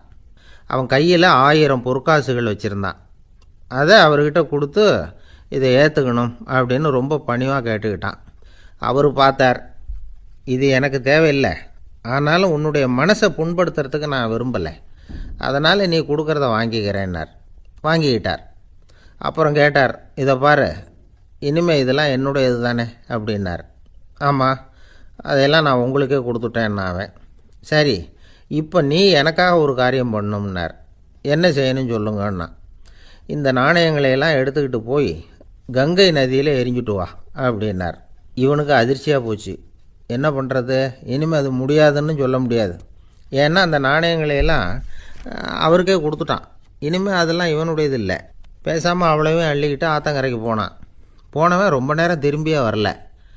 ராமகிருஷ்ணருக்கு சந்தேகம், என்ன ஆச்சு அந்த மனுஷனுக்கு, காசுகளோடு அந்த கங்கையில் குதிச்சுட்டானா, போகும்பொழுதே ஒரு மாதிரியாக தான் போனான், போய் என்னன்னு பார்த்துட்டு வாங்க அப்படின்னார். அங்கே இருந்த ஒருத்தர் ஓடி போய் பார்த்தார். அவர் போய் பார்க்கும் பொழுது அவன் அங்கேயே இருந்தான். அதுக்கப்புறம் அவர் திரும்பி வந்தார், வந்து விவரத்தை சொன்னார். அதாவது அவன் கங்கை கரையில் உட்காந்துக்கிட்டு ஒவ்வொரு நாணயமாக 1 2ன்னு எண்ணி எண்ணி வீசிக்கிட்டு இருக்கிறான். அவனை சுற்றி ஒரு கும்பல் நின்றுக்கிட்டு அவனை தடுத்துக்கிட்டு இருக்குது அப்படின்னு விவரத்தை சொன்னார் போயிட்டு வந்தவர். இதை கேட்டதும் ராமகிருஷ்ணரே புறப்பட்டு அங்கே போனாராம். என்ன இப்படி பண்ணிகிட்டு இருக்கிற? நான் உன்னை அந்த நாணயங்களை கங்கையில் வீசி எறிய சொன்னேன், நீ ஏன் அதை எண்ணிக்கிட்டு இருக்கிற அப்படின்னார். பழக்கம்தான் காரணம், நான் ஒவ்வொரு நாளும் ஒவ்வொன்றா சேமித்து வச்சேன். இன்றைக்கி என்கிட்ட நிறைய இருக்குது, உங்களுக்கு ஒரு 1000 நாணயங்களை கொடுக்கணுங்கிறது என்னோட ஆசை அப்படின்னா. இப்போ ராமகிருஷ்ணர் சொன்னார், ஒரே நேரத்தில் எல்லாத்தையும் சம்பாதிச்சிருந்தா நீ எண்ணுறது பொருத்தமாக இருக்கும். எல்லாத்தையும் இழக்கும்போது ஒவ்வொன்றா எண்ணிக்கிட்டு இழக்கிறதுங்கிறது சரியான செயல் இல்லை. அதனால் ஒரே தடவையாக எல்லாத்தையும் தூக்கி எறிஞ்சிடும் அப்படின்னார். இது இழப்பது அப்படிங்கிற ஒரு உயர்ந்த நிலை. இதை நாம் யதார்த்த வாழ்க்கையில் சம்மந்தப்படுத்தி பார்த்து குழப்பிக்கிட்டு இருக்கக்கூடாது. இழக்கிறேன்னு சொல்லிக்கிட்டு இருக்கிற காசையெல்லாம் ஆற்றுலையும் குளத்துலையும் கொண்டு போய் எரிஞ்சிட்டு வாங்க அப்படின்னு உபதேசம் பண்ணுறதாக யாரும் நினச்சிடக்கூடாது. இதில் நாம் புரிஞ்சிக்க வேண்டியது என்னென்னா, எதையாவது ஒன்றை இன்னொருத்தருக்கு கொடுக்கணும் அப்படின்னு விருப்பப்பட்டால் அதை மனப்பூர்வமாக கொடுத்துடணும். கொடுத்துட்டு அதையே நினச்சிக்கிட்டு இருக்கக்கூடாது. நம்மால் ஒருத்தர் ஒரு 100 ரூபா நோட்டை தன்னுடைய நண்பர் ஒருத்தர்கிட்ட கொடுத்து, இது உனக்கு தான் வச்சுக்கோ அப்படின்னார். அவர் பார்த்தார், இது இனிமேல் எனக்கு தானே சொந்தம் அப்படின்னார். ஆமான்னார் அவர். அப்படின்னா எனக்காக நீ ஒரு உதவி செய்யணும்னார். சொல்லுங்கள் செய்கிறேன்னார் அவர். இந்த 100 ரூபா நோட்டை தீ வச்சு கொளுத்தி விடுன்னார். இவர் அதிர்ச்சியாகி அவரை பார்த்தார். இப்போ அவர் சொன்னார், நீ எனக்கு அன்பாக கொடுத்தது இது, இந்த நோட்டு கள்ள நோட்டுங்கிறது எனக்கு முன்னாடியே தெரியும், சீக்கிரம் கொளுத்தி விடு, அதுதான் நம்ம 2 பேருக்குமே நல்லது அப்படின்னாராம் அவர். நம்பிக்கை இல்லைன்னா இந்த உலகத்தில் நாம் நடமாடவே முடியாது. அவநம்பிக்கையோடு இருந்துக்கிட்டு இருந்தால் என்றைக்கும் அவஸ்தை தான். நாம் நம்புறது நடக்குதோ இல்லையோ அது வேறு விஷயம். ஆனால் எதையும் நம்பி தான் நாம் அடி வைக்க வேண்டியிருக்கு. வேறு ஒன்றும் வேணாம், ஒரு லாட்ரி சீட்டு வாங்குகிறோம், அது எங்கே நமக்கு விழப்போகுது அப்படிங்கிற அவநம்பிக்கையோடவா வாங்குகிறோம்? பரிசு நமக்கு தான் அப்படிங்கிற நம்பிக்கை உள்ளூர இருக்கிறதுனால தான் அதை வாங்குகிறோம். இருந்தாலும் முடிவு வேறு மாதிரி ஆகிடுது. அதுக்காக மனசு சோர்ந்து போகிறதில்ல, அடுத்த மாதமும் சீட்டு வாங்குகிறோம். இந்த நம்பிக்கை தான் மனித வாழ்க்கைக்கு ஆதாரம். ஒரு கடையில் போய் டீ சாப்பிட்றீங்க, அந்த டீ நல்ல டீ தானா, அதில் விஷம் கலந்துருக்குமா அப்படிங்கிற சந்தேகம் வந்துட்டுதுன்னு வச்சுங்க. அதுக்கப்புறம் அதை எப்படி நீங்கள் சாப்பிட முடியும்? நம்பி தான் சாப்பிட்ணும். ரயில் ஒழுங்காக போய் சேருங்கிற நம்பிக்கை இருக்கிறதுனால தான் அதில் ஏறி உட்காடுறோம். லெட்டர் ஒழுங்காக போய் சேருங்கிற நம்பிக்கை இருக்கிறதுனால தான் பெட்டியில் போடுறோம். சரி, நம்ம கதையெல்லாம் நம்மளோட இருக்கட்டும். மனித நம்பிக்கை எந்த அளவுக்கு உறுதியாகவும் அறிவுபூர்வமாகவும் இருக்கணுங்கிறதுக்கு அலெக்சாண்டர் வாழ்க்கையில் நடந்த ஒரு சம்பவத்தை உதாரணமாக சொல்லலாம். இந்த உலகத்தையே ஜெயிக்கணும்னு புறப்பட்டார் அலெக்சாண்டர். ஒரு கட்டத்தில் அவர் சிட்னஸ் நதி கரைக்கு சேர்ந்தார்.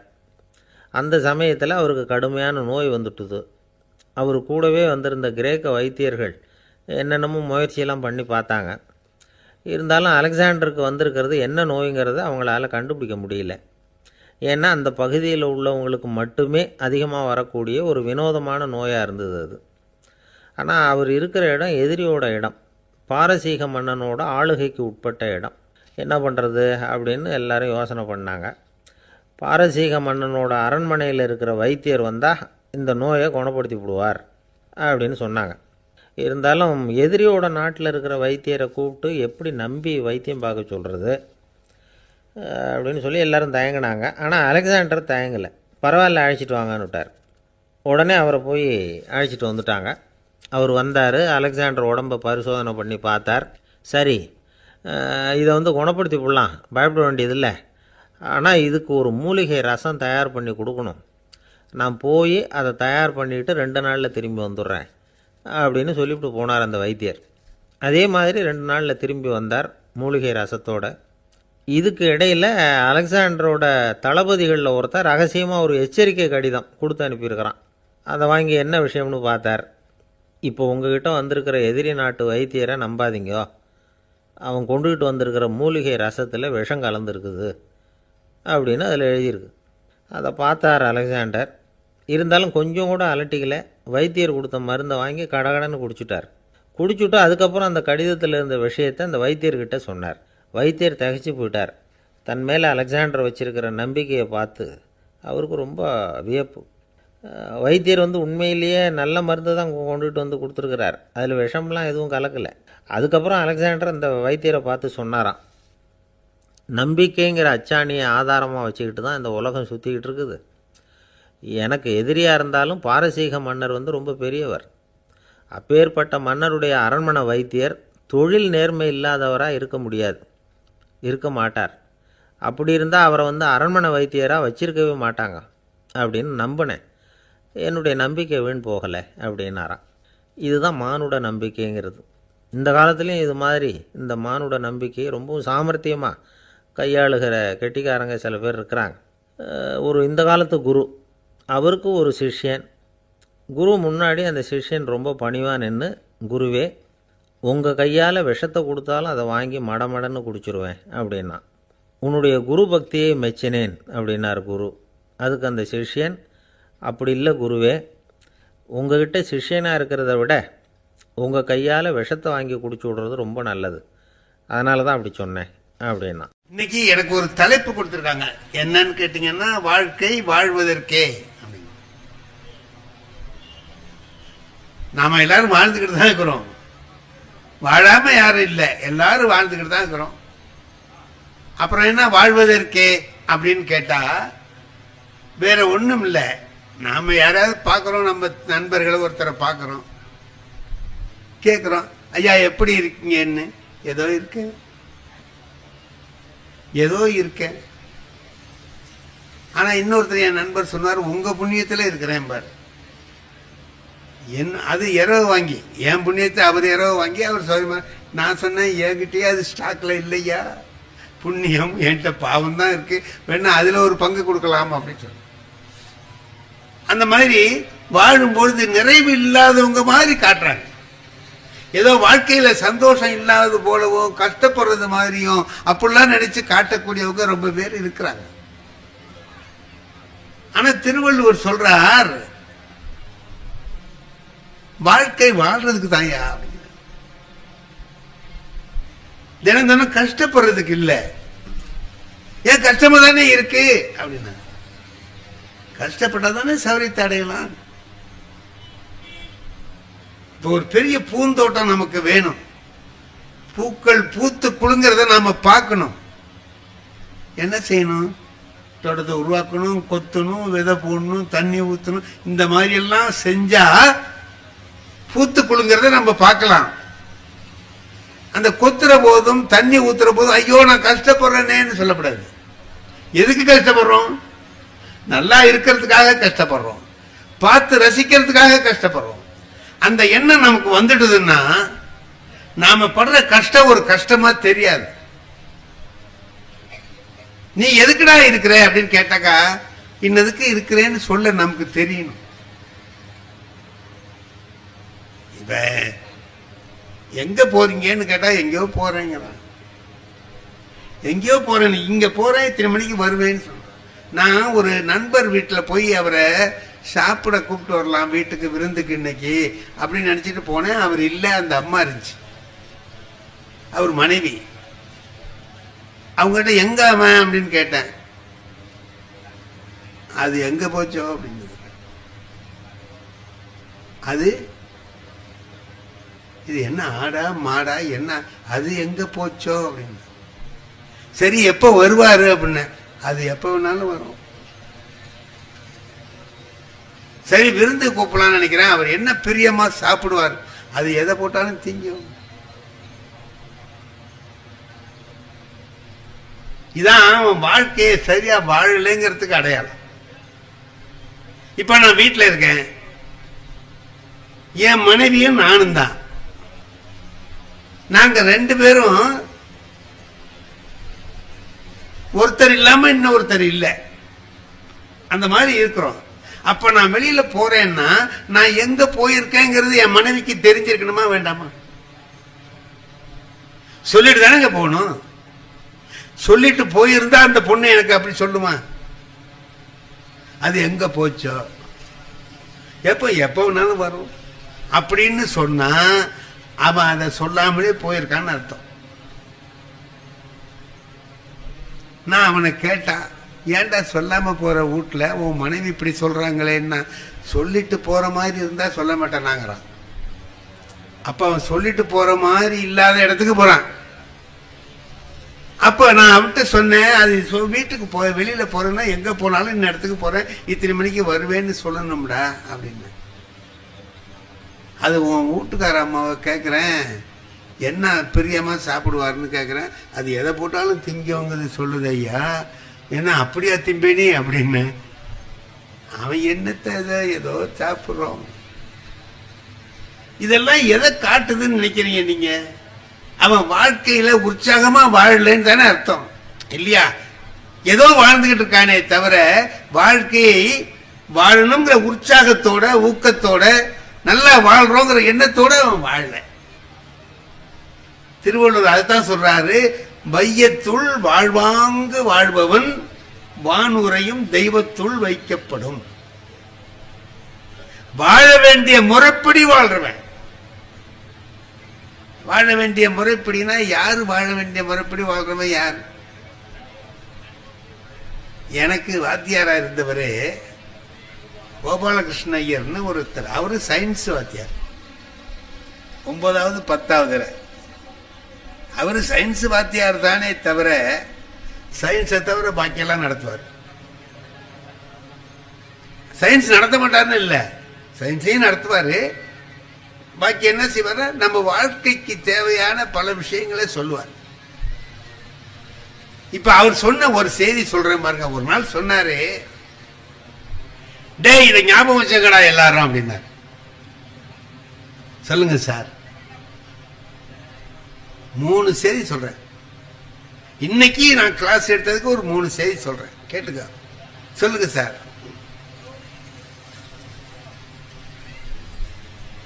அம்மாவுக்கு செலவுக்கு பணம் கொடுக்காத. எப்படி பாருங்க, முதல் செய்தி அம்மாவுக்கு செலவுக்கு பணம் கொடுக்காத.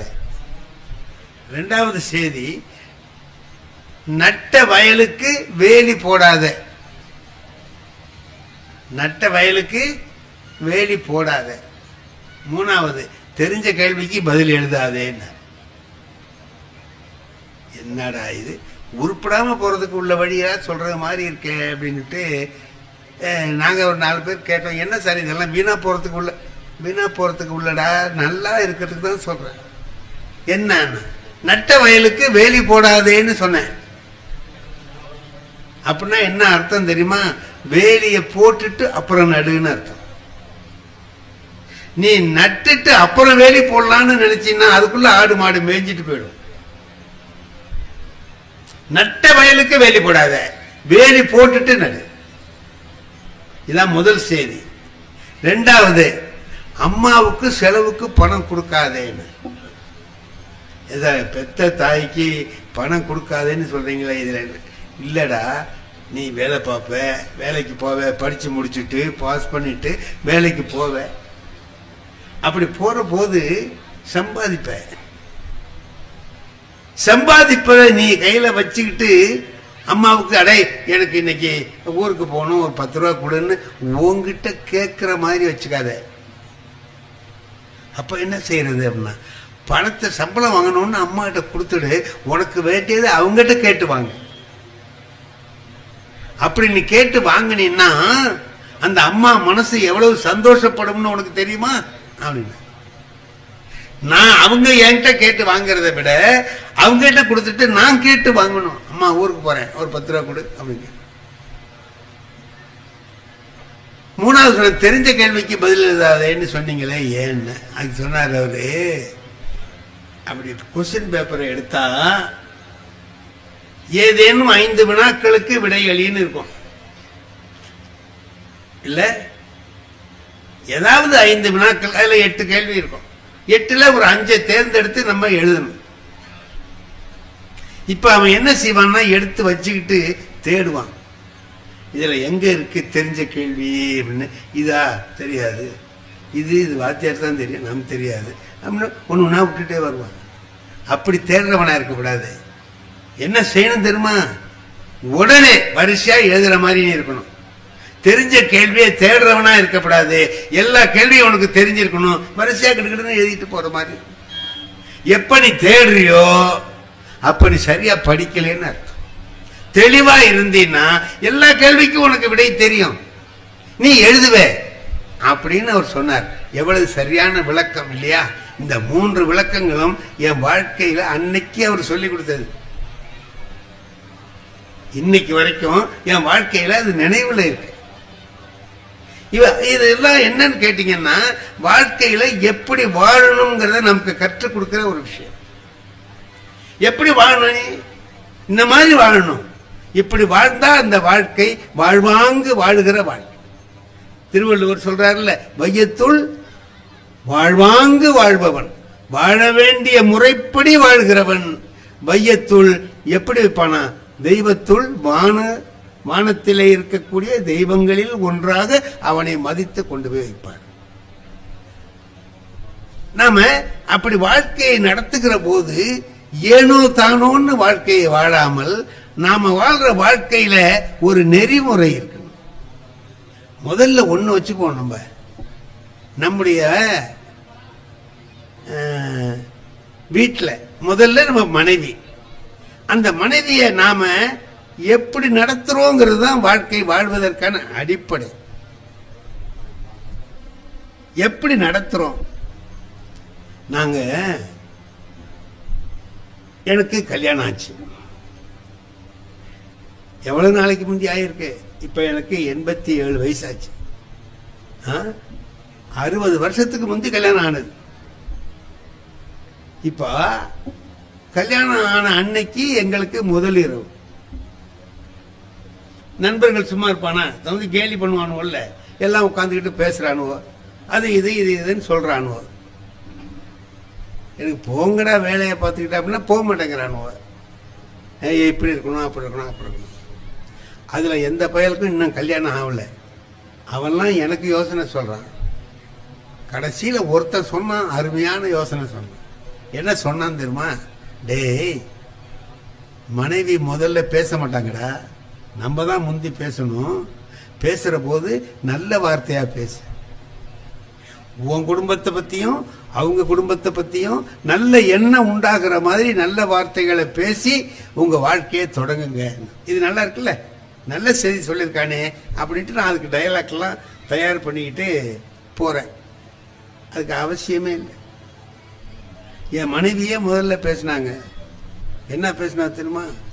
நான் எவ்வளவோ பொம்பளைங்களை பார்த்துருக்கேன், ஆனா உங்க அம்மா மாதிரி ஒரு ராட்சசி உலகத்திலேயே இல்லை. இன்னைக்கு தான் வந்திருக்கா. எனக்கு நான் 25 வருஷமா எங்க அம்மாவை பார்த்துட்டு இருக்கேன். எனக்கு எங்க அம்மாவை பத்தி அவ சொல்ற, உங்க அம்மா மாதிரி ஒரு ராட்சசி உலகத்திலேயே இல்லை. இப்ப நான் என்னங்க பண்றது? மனசுல ஆத்திரம் கொந்தளிக்குதா இல்லையா? என்னடா இன்னைக்கு தான் வந்திருக்கேன், என்ன எங்க அம்மா யாரு, என்ன அவங்க குணம் என்ன உனக்கு ஒன்றும் தெரியாது, தெரியாமலே அம்மாவை ராட்சசின்னு நீ சொல்றீங்க. என்ன கோபம் வருது. ஓங்கி ஒரு அறை விட்டு வரலாமா அப்படின்னு புத்தி வருது. அப்புறமா பார்த்தா அதுக்காக வந்த வேலையை பார்க்கணுமே தவிர அதை விட்டுட்டு வேற வேலை பார்க்கக்கூடாது அப்படின்னு நான் சொன்னேன். நீ சொல்றது கரெக்ட் தான், நானும் கவனிச்சுக்கிட்டு தான் இருக்கேன். மறுநாள் காலையில எங்க அம்மா கிட்ட சொன்னேன், உன்னை பத்தி என் பொண்டாட்டி இப்படி சொன்னாம்மா. இதுக்கு எங்க அம்மாவுக்கு ஆத்திரம் வரணுமா இல்லையா? கோபம் வரணுமா இல்லையா? அவ சொன்னது கிடக்கட்டும், நீ என்ன செஞ்சேன்னு. நான் அனுசரிச்சு போயிட்டம்மான்னு. அதான்டா வாழ்க்கை. அதான்டா வாழ்க்கை. உங்க அப்பா கிட்ட நான் சொன்னதை விட அவ ஒன்னும் அதிகமா சொல்லடா.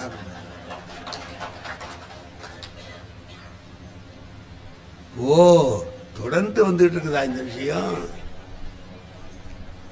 நான் இது முதல் நாள்.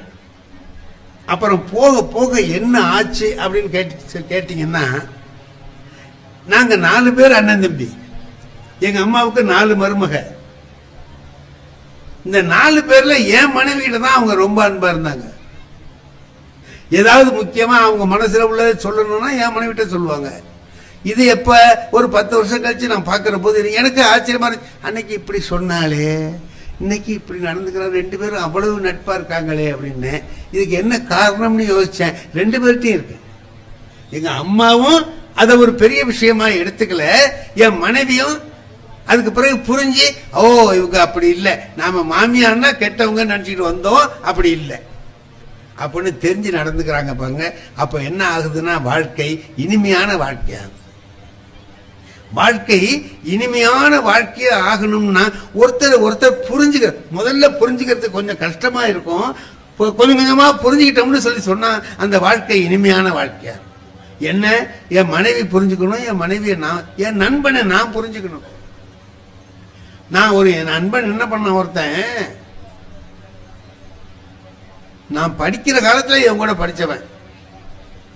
இப்போ ஒரு 10 வருஷத்துக்கு முந்தைய அவனை பார்த்தேன். நம்ம வரதராஜா மாதிரி இருக்கானேன்னு எனக்கு ஒரு நினைப்பு வந்தது.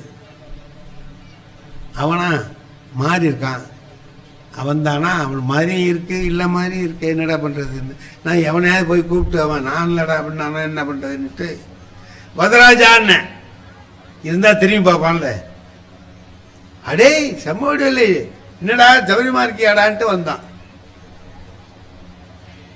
அவன் படிக்கிற காலத்துல அவ்வளவு நல்லவன் இல்லைங்கிறது எனக்கு தெரியும். ஆனா இவ்வளவு நாள் ஆயிருக்கு, 40-50 வருஷம் ஆயிருக்கு, மாறி இருப்பான்னு நினைச்சு, வாடா எப்படி இருக்க சௌரி மாதிரி என்ன, வா நம்ம வீட்டில் போய் காப்பி குடிச்சிட்டு போகலான்னு அழைச்சிட்டு போனேன். வந்தாங்க, என் மனைவி காப்பி கொண்டாந்து கொடுத்தாங்க. குடிச்சான். குடிச்சிட்டு கேட்டான், இதை யாருன்னு கேட்டான். என் மனைவிடா அப்படின்னு. அப்ப அன்னைக்கு தஞ்சாவூர்ல பார்த்தோமே, அது யாருன்னா அவன் போயிட்டான்.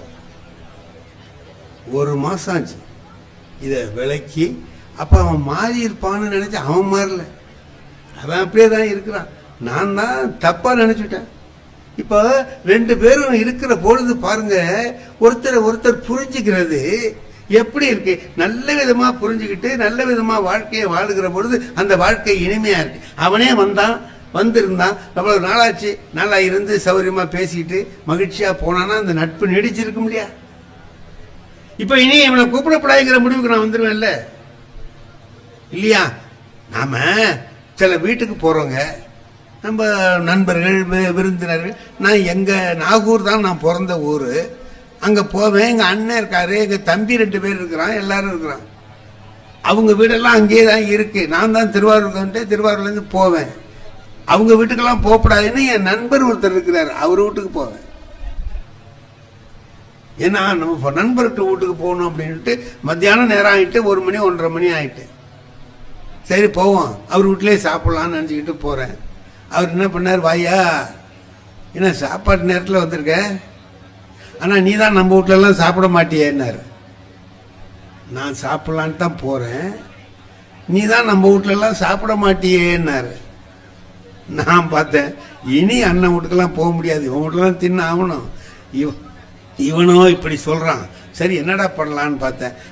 நான் சாப்பிட மாட்டேன்னு சொன்னாலும் நீ விட்டுறவா போறேன்னு. அப்புறம் அவன் சொன்னான், அப்படியே சாப்பிட்டாலும் பிள்ளைங்க கையில் 10 ரூபா 20 ரூபா கொடுக்காமலா போவேன்னா. அவனுக்கு 5 பிள்ளைங்க, இதுக்கு ஹோட்டல்லே சாப்பிட்டு போகலாம். இப்போ நாம ஒரு இடத்துக்கு போறோம், வந்தவன விருந்தோம்பல்ங்கிறது எவ்வளவு முக்கியமானது இல்லை. விருந்தோம்பல் என்கிற பண்பு ரொம்ப உயர்ந்தது. நாம அதை சரியா செய்யறோம், இருக்கிறத பகிர்ந்துக்கலாம். தண்ணி ஊத்தி சோறு இருக்கா எடுத்துக்க, 2 பேரும் சாப்பிடுவோம் அப்படின்னு சொல்றது இயல்பினால் இயல்பாழ்வான்னு திருவள்ளுவர் சொல்றாரு. இயல்போட வாழணும்ப்பா. நீ எந்த இயல்பு, நான் உடனே போனோன்னா 4 கறி 5 கறி வைக்க, அதெல்லாம் வேண்டியதில்லை. இருக்கிறத நம்ம 2 பேரும் பகிர்ந்து சாப்பிடலாம். இப்போ வாழ்க்கை வாழ்வதற்கேன்னு சொல்லி சொன்னா எப்படி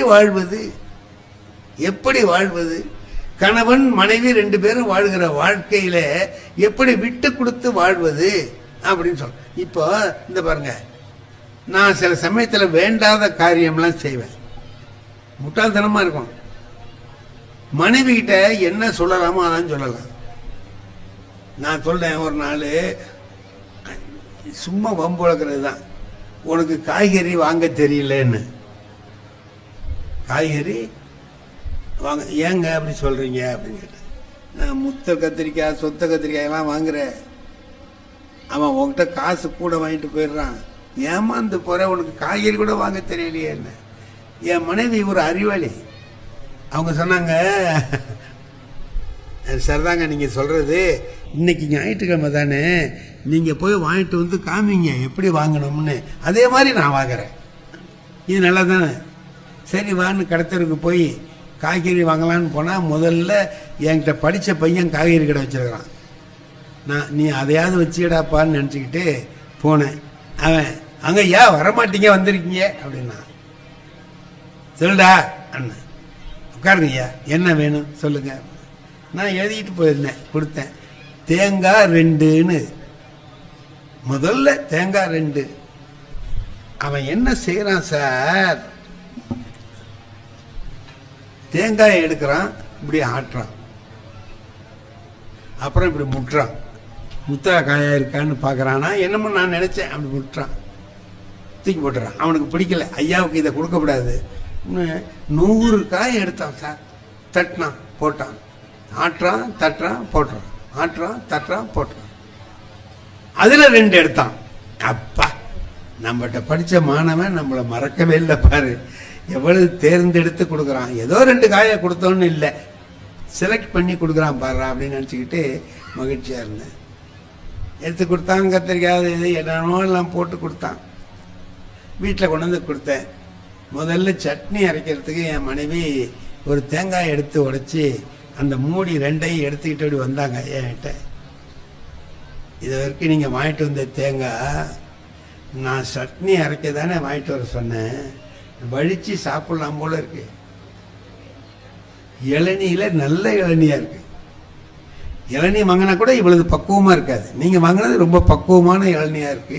நான் தேங்காய் தானேங்க உங்களை வாங்கிட்டு வர சொன்னேன். சே, இந்த பையன் நம்மளை ஏமாத்திட்டானேன்னு வருத்தமா உட்கார்ந்துருந்தாங்க. கொஞ்ச நேரம் கழிச்சு வந்து என் மனைவி சொல்றாங்க, வருத்தப்படாதீங்க, ஏமாந்துட்டேமேன்னு வருத்தப்படாதீங்க, தேங்காயை இலசா வாங்கினாலும் கத்திரிக்காய் வெண்டைக்காயெல்லாம் நல்ல முத்தலா தான் வாங்கியிருக்கீங்க.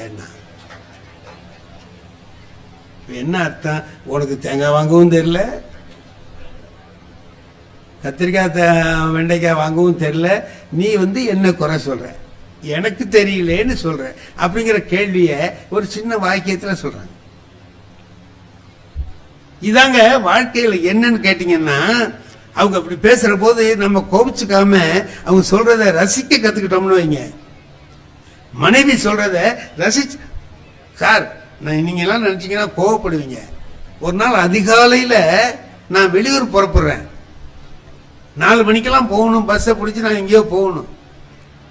எங்க வீட்டில் நான் என் மனைவிக்கு வேலை கொடுக்க மாட்டேன், நானே எல்லா வேலையும் பார்த்துக்குவேன்.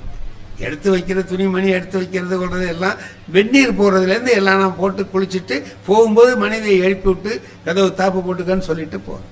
இதான் போற வழியிலேயே காப்பி குடிச்சிட்டு போயிடுவேன். ஒரு நாள் புறப்படுறேங்க, மணி 4 மணி. என் மனைவி எப்படி எழுந்துச்சு வந்தாங்க என்னன்னு தெரியாது, காப்பி ஆத்துறாங்க.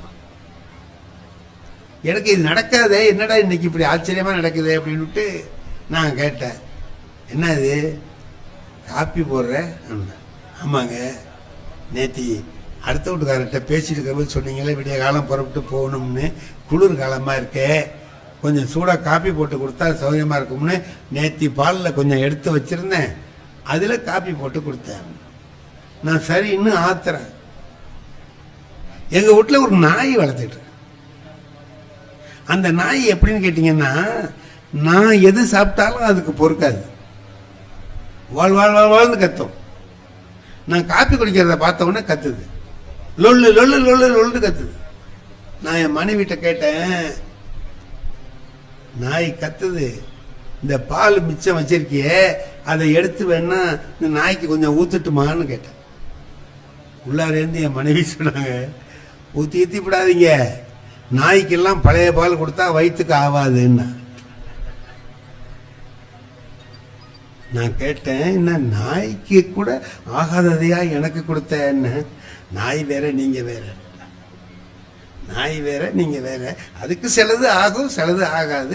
உங்களுக்கு சிலது ஆகும். இதையும் அதை எதுக்கு கம்பேர் பண்ணணும்? வேண்டாம், விட்டுடுங்க. இப்ப இதை கேட்ட கோபப்படுறதுனாலும் கோபப்படலாம். அதையே நல்லா பேசுறியன்னு நினைச்சு மகிழ்ச்சி அடைகிறதுனாலும் அடையலாம்.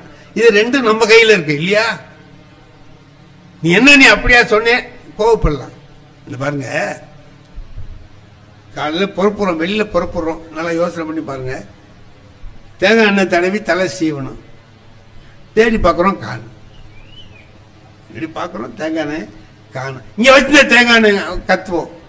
நம்ம ஆஃபீஸுக்கு போகிற அவசரத்தில் இங்கே வச்சுருந்த தேங்காய் எண்ணெயை காணணும். அங்கே தான் இருக்கவங்க என்னாங்க தெரியலையா அவங்களுக்குன்ட்டு அவங்க நமக்காக தான் சமைச்சிட்டு இருக்காங்க, கத்துறாங்க. கிடுக்குன்னு வேகமா போய் ஏதாவது சொல்லலான்ட்டு போனா வழியிலேயே தேங்காய் எண்ணெய் கிண்ணம் இருக்கு, கால் பட்டு ஊத்துரு. கரெக்டாக டொப்பேர்னு போய் அது எட்டி போய் ஊத்து. இப்ப என்ன செய்யலான்னு கேளுங்க, நீங்களே நினைச்சு பாருங்க. ரெண்டு வகையா நம்முடைய கோபத்தை ரியாக்ட் பண்ணலாம் இல்லையா? ரெண்டு வகையா வெளிப்படுத்தலாம். ஒன்னு, அறிவு இருக்கா பாதையில வச்சிருக்கியேன்னு கேட்கலாம்ல, அது கேட்கலாம். இப்ப உள்ள இருந்து என்ன பதில் வரும்? வழியில தானே இருந்தது, கண்ணு உங்களுக்கு தெரியலையான்னு கேட்டேன். உன் கண்ணு முன்னாடி இருக்கா பின்னாடி இருக்கான்னு கேட்டாங்கன்னா என்ன பண்ணுவது? பார்த்து தானே, அதை போய் இடிச்சு தள்ளி விட்டுருக்கே, ஐயா அறிவு இல்லையான்னு கேட்டா சண்டை தானே வரும். அதையே இப்படி மாத்தி பார்ப்போம். வழியில தேங்காய் எண்ணெய் இருந்தது, நான் தெரியாம தட்டி விட்டேன் அப்படின்னு நம்ம சொன்னோம்னா, இல்லைங்க அந்த வழியில வச்சது நான் செஞ்சதுதான் தப்புன்னு அவங்க இல்ல. இதை ரெண்டு பேரும் இப்படி பேசிக்கிட்டோம்னா இந்த வாழ்க்கை, நானும் வெளியில போய் கவலை இல்லாம இருப்பேன், வீட்டில் இருக்கிற மனைவியும் கவலை இல்லாம இருப்பாங்க. இப்ப நான் திட்டி அவங்க ஒன்று சொல்லி வம்பா போய் நீ சாப்பிட போன நான் போய் பார்த்து போய் நம்ம வேலை செய்யற இடத்துல போய் உட்கார்ந்தோம்னா இதே நினைப்பா தானே இருக்கும். ஏன்டா அப்படி பேசணும், என்னடா பண்ணிட்டோமே அப்படி இந்த நினைப்பு இருக்கும். அவங்களுக்கு ஐயா அவர் தான் பேசினாருன்னா நம்மளும் ஆத்திரமா பேசிட்டோம், இவங்களுக்கு வருத்தமா இங்கே இருக்கும். அப்படி இல்லாம இப்படி சுகமா இதை கொண்டு போயிட்டோம்னா என்ன ஆகும்னா, நானும் வாங்கய்யா வாங்க, நானும் கவலை இல்லாம அங்க ஆபீஸ்ல வேலை பார்ப்பேன், அவங்களும் வீட்டுல கவலை இல்லாம இருப்பாங்க இல்லையா? அப்ப ஒன்னே ஒண்ணு பார்ப்போம், நாம வாழ்க்கை எப்படி வாழலாம், எப்படி வாழலாம். திருவள்ளுவர் ஒன்று சொல்றாருங்க, அன்பும் அறனும் உடைத்தாயின் இல்வாழ்க்கை பண்பும் பயனும் அதுங்கிறார். இப்ப இதுக்கு என்ன அர்த்தம்? இதுக்கு என்ன அர்த்தம்? வாழ்க்கை நடத்துறதுக்கு ஒரு முதல் போடணும். இப்போ ஒரு வியாபாரம்னு வச்சுக்குவோம், வியாபாரத்துக்கு ஒரு முதல் போடணும்ல, கேபிட்டல் ஒன்று போடணும். எவ்வளவு ரூபா பணம் போட்டு ஆரம்பிக்கிறீங்க? 2 லட்சம் போட்டிருக்கேன், 5 லட்சம், ஏதோ ஒன்று சொல்லுவாங்க. இப்ப குடும்பம் நடத்துறதுக்கு என்ன முதல் போடணும்? திருவள்ளுவர் சொல்றார், அன்பை முதலா போடுங்கிற. அன்பை வச்சுக்கோ. ஏன் அன்பு என்னத்துக்கு? என்ன ஒண்ணும் இல்ல, அன்பு இருந்தா குற்றம் தெரியாதுடா. அன்பு இருந்ததுன்னா இன்னொருத்தர் செய்யறதுல குற்றம் காணுகிற மனசு வராது, அதுல என்ன நல்லது இருக்குன்னு பாக்குற புத்தி வரும். நாம ஒரு பழமொழி ஊர்ல சொல்றோமா இல்லையா? வேண்டாத பொண்டாட்டி கைப்பட்டா குத்தம் கால்பட்டா குத்தம் அப்படின்னு சொல்றோம்ல. இப்படியே மாத்தி பாருங்க. அப்ப வேண்டிய பொண்டாட்டியா இருந்தா கால்பட்டா குத்தம் இல்லைன்னு அர்த்தம். கால் படுறது முக்கியம் இல்ல, நம்ம அவங்ககிட்ட அன்பு இருக்கா இல்லையாங்கிறது தான் முக்கியம். அன்பு இருந்ததுன்னா அவங்க செஞ்ச செயல் குத்தமா தெரியும், அன்பு இல்லைன்னா அதுவே நல்லதா தெரியும். மகிழ்ச்சியா எல்லாத்தையும் எடுத்துக்கிட்டு போறதுக்கு ஒரு பழகிட்டோம்னு சொல்லி சொன்னா எல்லாமே இன்பமயமா இருக்கும். சரி, அன்பை போட்டு வியாபாரத்தை தொடங்கியாச்சு, அன்பை போட்டு மனைவி கிட்ட அன்பா இருக்கும், மனைவி நம்ம கிட்ட அன்பா இருக்காங்க, 2 பேரும் அன்பா இருக்காங்க. ஒரு பாட்டு இருக்கு, ஒரு குறுந்தொகைன்னு ஒரு செய்யுள் ஒரு இலக்கியம் இருக்கு, அதுல ஒரு பாட்டு இருக்குது. ஒருத்தன் காதலிக்கிற போது என்ன பண்றான், மனைவியோட காதலியோட பேசிட்டு இருக்கிறான். அப்ப அவ என்ன பண்றா, ஒரு வெத்தலை பாக்கு கொடுக்குற இது மாதிரி அதுக்குள்ளார வேப்பங்கொட்டையை வச்சு கொடுத்துடுறான். வேப்பங்கொட்டை தானே இருக்கு, அதை வாங்கி தின்னுட்டு அவன் சொல்றான், சே என்ன இனிமையா இருக்குங்கிறான். வேப்பங்கொட்டை இனிமையாவா இருக்கும்? வேம்பின் பைங்காய் என் தோழி தரினே தேம்பூம் கட்டி என்று, தேன் மாதிரி இருக்கு, அது மாதிரி இருக்கு, இது மாதிரி இருக்கு, இனிமையா என்னென்ன இருக்கோ எல்லாம் இருக்கு அப்படின்னு சொல்லி சொன்னேன். எப்போ? காதலிக்கிற போது. இப்போ பாரி பரம்பின் பனிச்சுனை தண்ணீர், பாரியோட பரம்பு மலையில சுனை இருக்கு, அந்த சுனையோட தண்ணி ஜுளீர்னு இருக்கும், சுவையா இருக்கும். அதை எல்லாரும் எடுத்துட்டு போவாங்க, சமைக்கிறதுக்கு சாப்பிட்றதுக்கு எல்லாத்துக்கும் எடுத்துட்டு போவாங்க. சாதாரணமாவே வெயில் காலத்துல போய் அதுல கைய வச்சுக்கினாலே ஜில்லுங்கும். தை மாசத்துல எப்படி இருக்கும்? தை மாசத்துல தரையெல்லாம் குளிருமா. தை மாசத்துல அந்த பரம்பு மலையில இருக்கக்கூடிய இனிய சுனையில இருந்து தண்ணி கொண்டு வந்து அவ கொடுத்தான்னா அதை வாங்கி குடிச்சு பார்த்துட்டு, என்ன இவ்வளவு சூடா இருக்குங்கிற, உப்பு கரிக்குதுங்கிற, பனிச்சுனை தண்ணீர் எப்போவாவது உப்பு கரிக்கும் ஐயா? வேப்பங்கா இனிப்பா இருந்த காலம் போய் இனிமையான இந்த தண்ணி உனக்கு கசக்குதுன்னா இதுக்கு என்ன காரணம்னு கேட்டாவ. வேப்பங்காயும் காரணம் இல்ல, இந்த சுனை தண்ணியும் காரணம் இல்ல, வேற எதிரா காரணம்னா அன்பின் பாலேன்னா. உங்ககிட்ட அப்ப அன்பு இருந்தது, இப்ப அன்பு இல்ல.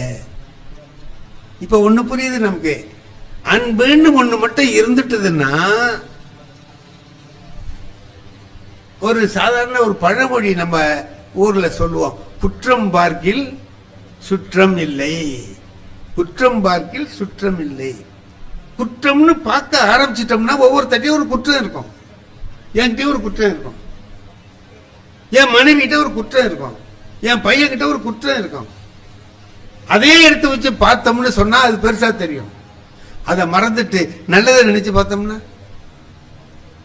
ரெண்டு பேர் கணவன் மனைவி சண்டை போட்டுக்கிட்டு போறாங்க, எங்களுக்குள்ள கணவன் பிடிக்கலங்க அப்படின்னு சொல்லிட்டு போறாங்க ஒரு பெரியவர்கிட்ட.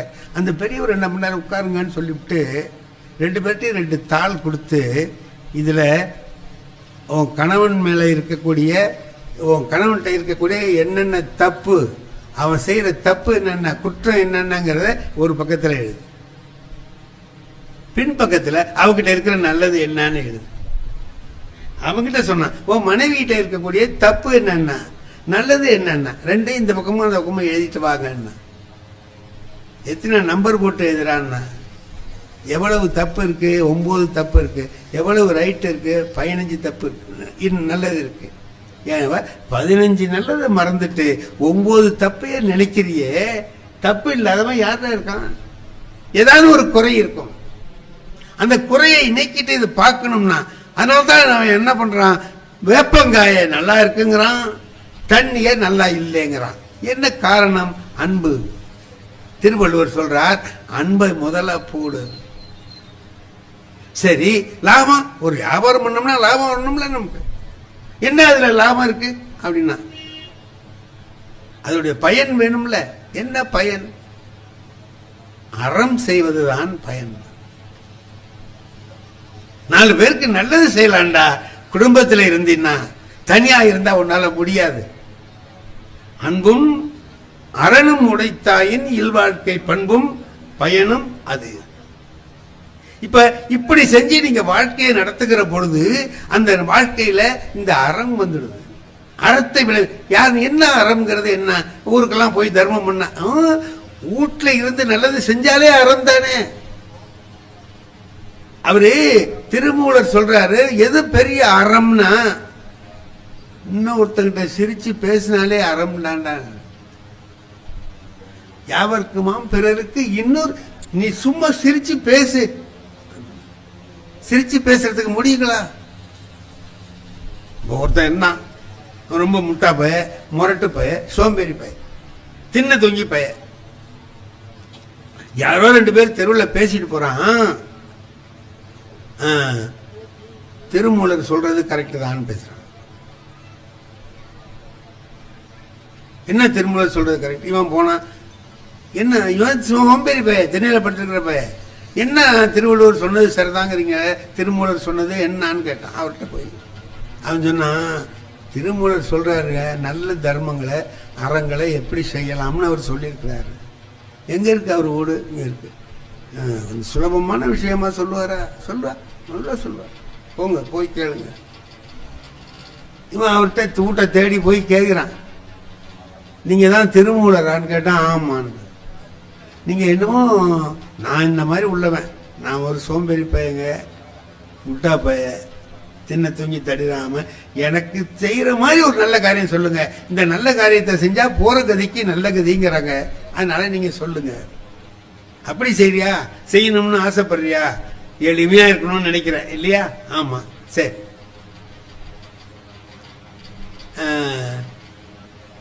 உங்க தெருவில் போற வழியில வில்வ மரம் இருக்கா? இருக்கு.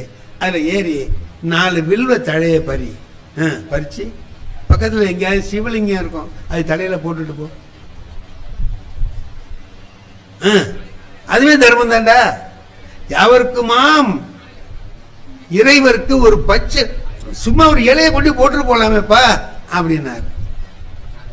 அவன் சொன்னான், இந்த மாதிரிலாம் சொல்லக்கூடாது. மரத்துல ஏறணும், இலைய பறிக்கணும், எங்கடா சிவலிங்கம் இருக்குன்னு பார்க்கணும். இதெல்லாம் நான் சொன்னேன், சுலபமா சொல்லியான்னு சொன்னேன். நீ என்னையா இப்படி சொல்ற அப்படின்னு. அது பண்ணாலும் முடியாதுங்கிறியா? இன்னும் கொஞ்சம் சுலபமா சொல்லட்டுமா அப்படின்னார். என்ன அப்படின்னா, இப்ப ஒரு நல்ல சௌரியம் ஆயிட்டு பார்த்தீங்களா, யாரும் போக முடியாது.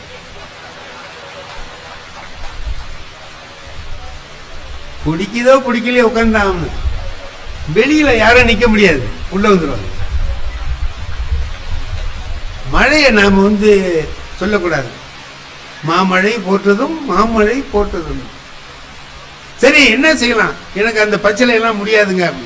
சரி அப்போ நீ ஒண்ணு செய்ய, போற வழியில புல்லு இருக்கும்ல, ஆமா, அதை புடுங்கி பசுமாட்டு வாயில கொடுத்துட்டு போடான்னு. அது ரொம்ப சுலபம் தானே. புல்ல புடுங்கி மாட்டு வாயில கொடுத்துட்டு போ. யாவருக்குமாம் பசுவுக்கு ஒரு வாயுரை. நான் தான் சொன்னேன்ல, நான் சோம்பேறி, என்னால முடியாதுன்னு சொன்னேன்ல. குனி, புல்ல புடுங்கு, மாட்டு வாயில கொடுக்கும் போதே மாட்டு வாயில கொடுத்தாக்கா அது கடிச்சாலும் போச்சு. இதெல்லாம் என்னத்துக்கு? எனக்கு வேண்டாம், நீ ஒன்றும் சரியா வர மாட்டே, போறேன்னா. திருமூலர் சொன்னார், போயிடாத இரு, இதை விட சுலபமா நான் ஒன்று சொல்றேன். என்னன்னா, சாப்பிடுவியா? சாப்பிட்றேன். எத்தனை வேளை சாப்பிடுவேன்? ஒரு 3 வேளை சாப்பிடுவேன். அப்படின்னா நீ சாப்பிடுற போது யாராவது ஒருத்தர் எனக்கு பசிக்குதுன்னா நீ வச்சிருக்கிற சாப்பாட்டுல ஒரு புடி எடுத்து அவனுக்கு கொடுன்னு, ஒரே ஒரு புடி எடுத்து அவனுக்கு கொடு. யாவருக்குமா உண்ணும் போது ஒரு கைப்பிடி தான், ஒரு கிண்ணத்தில் அள்ளி கொண்டாந்து கொடுங்கலாம் சொல்லல, ஒரு கைப்பிடி சோறு எடுத்து கொடு. அவன் சொன்னா, நான் திங்கிறது எனக்கே பத்தல, இதுல இவனுக்கு இன்னொருத்தனுக்கு எப்படியா கொடுக்கறது? இதெல்லாம் சரியா வராதுன்னா இன்னொன்னு சொல்றேன்னார். கடைசியா சொன்னார், யாவருக்குமாம் பிறருக்கு இன்னுரை தானே. எல்லாத்தையும் இனிமையா பேசுப்பா, அதே போதும்னா. எனக்கு அந்த மூஞ்சே கிடையாதுன்னா, அந்த மாதிரி மூஞ்சி எனக்கு இல்லைங்க. இப்ப என்னதான் பண்றதுன்னா, இதை விட சுலபமா ஏதாவது தெரியுமான்னா, அடுத்த தெருவில் திருவள்ளுவர் இருக்காரு, அவரை போய் கேளுங்க. அவர் இதை விட சுலபமா சொல்ற ஆள் தான் போ. திருவள்ளுவர்கிட்ட போனா, என்னையா இந்த மாதிரி அந்த ஆள்கிட்ட போனேன், அந்த சொன்னா ஏதாவது சுலபமா செய்யறதா இருந்தா சொல்லு, அவன் மாதிரியே நீட்டமா சொல்றேன்னா நீ சொல்ல வேண்டாம் அப்படின்னு. நான் சுலபமா சொல்றேன், நீ ஒன்றும் செய்ய வேண்டாம்.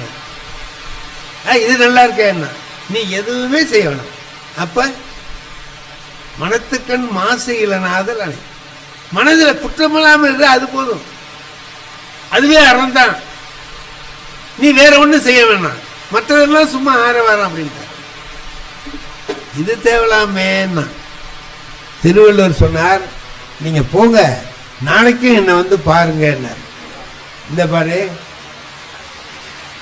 ஏன் தினம் வர சொல், நாளைக்கு வாங்க பேசிட்டு போய் வாங்கலேன். இவன் போயிட்டான்.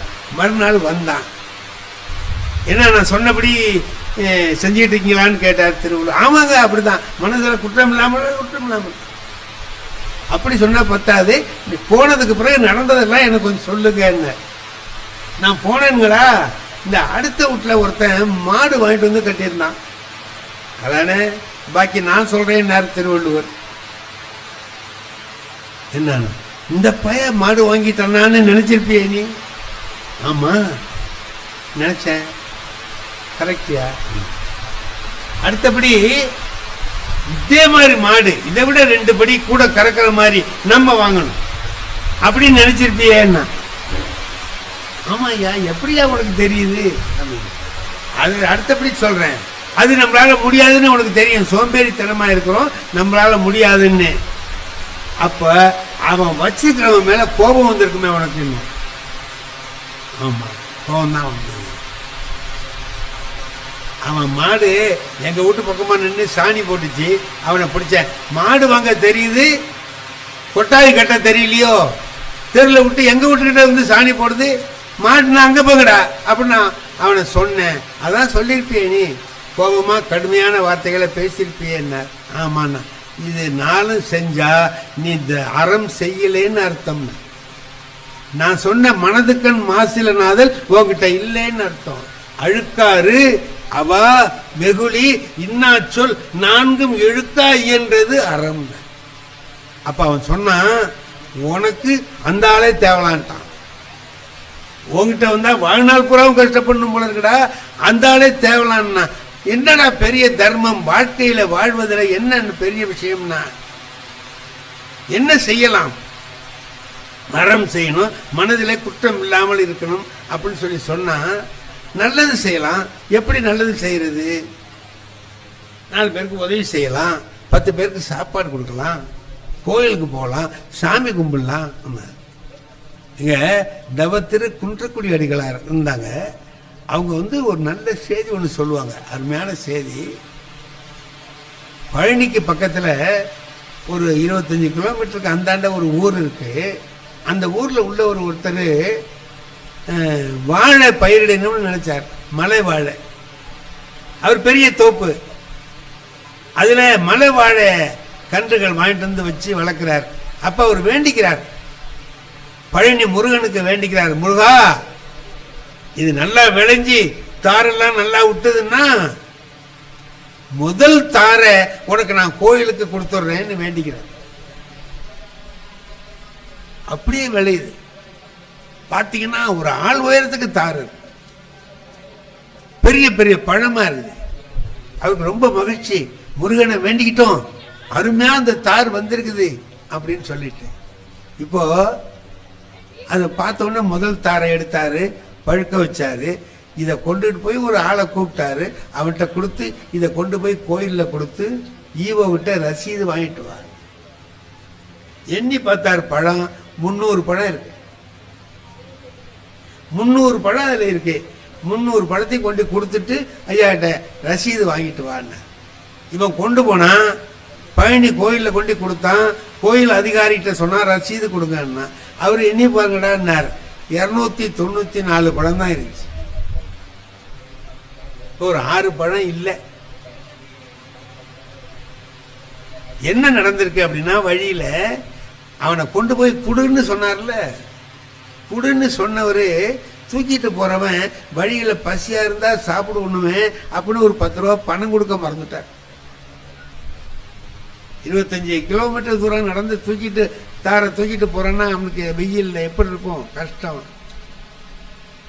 பசியா இருந்தது, தாங்கல பசி, நடக்க முடியல, எடுத்து வச்சான். அதுல ஒரு 6 பழத்தை எடுத்து சாப்பிட்டுட்டான்.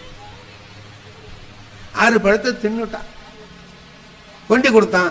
அவர் 300 இருந்தது 294 போயிட்டு 6 குறைஞ்சு போச்சு. அவர் ரசீதை கொடுத்தாரு, அவன் வாங்கிட்டு வந்து இவர்கிட்ட கொடுத்துட்டான். இல்லை என்னடா 300 பழம் கொடுத்தா 294 தான் வந்ததுன்னு சொல்லி அந்த ஆளு எழுதி கொடுத்துருக்காரு, 6 பழம் எங்கடான்னு. ஐயா பசியா இருந்தது, நான் சாப்பிட்டுட்டேன்.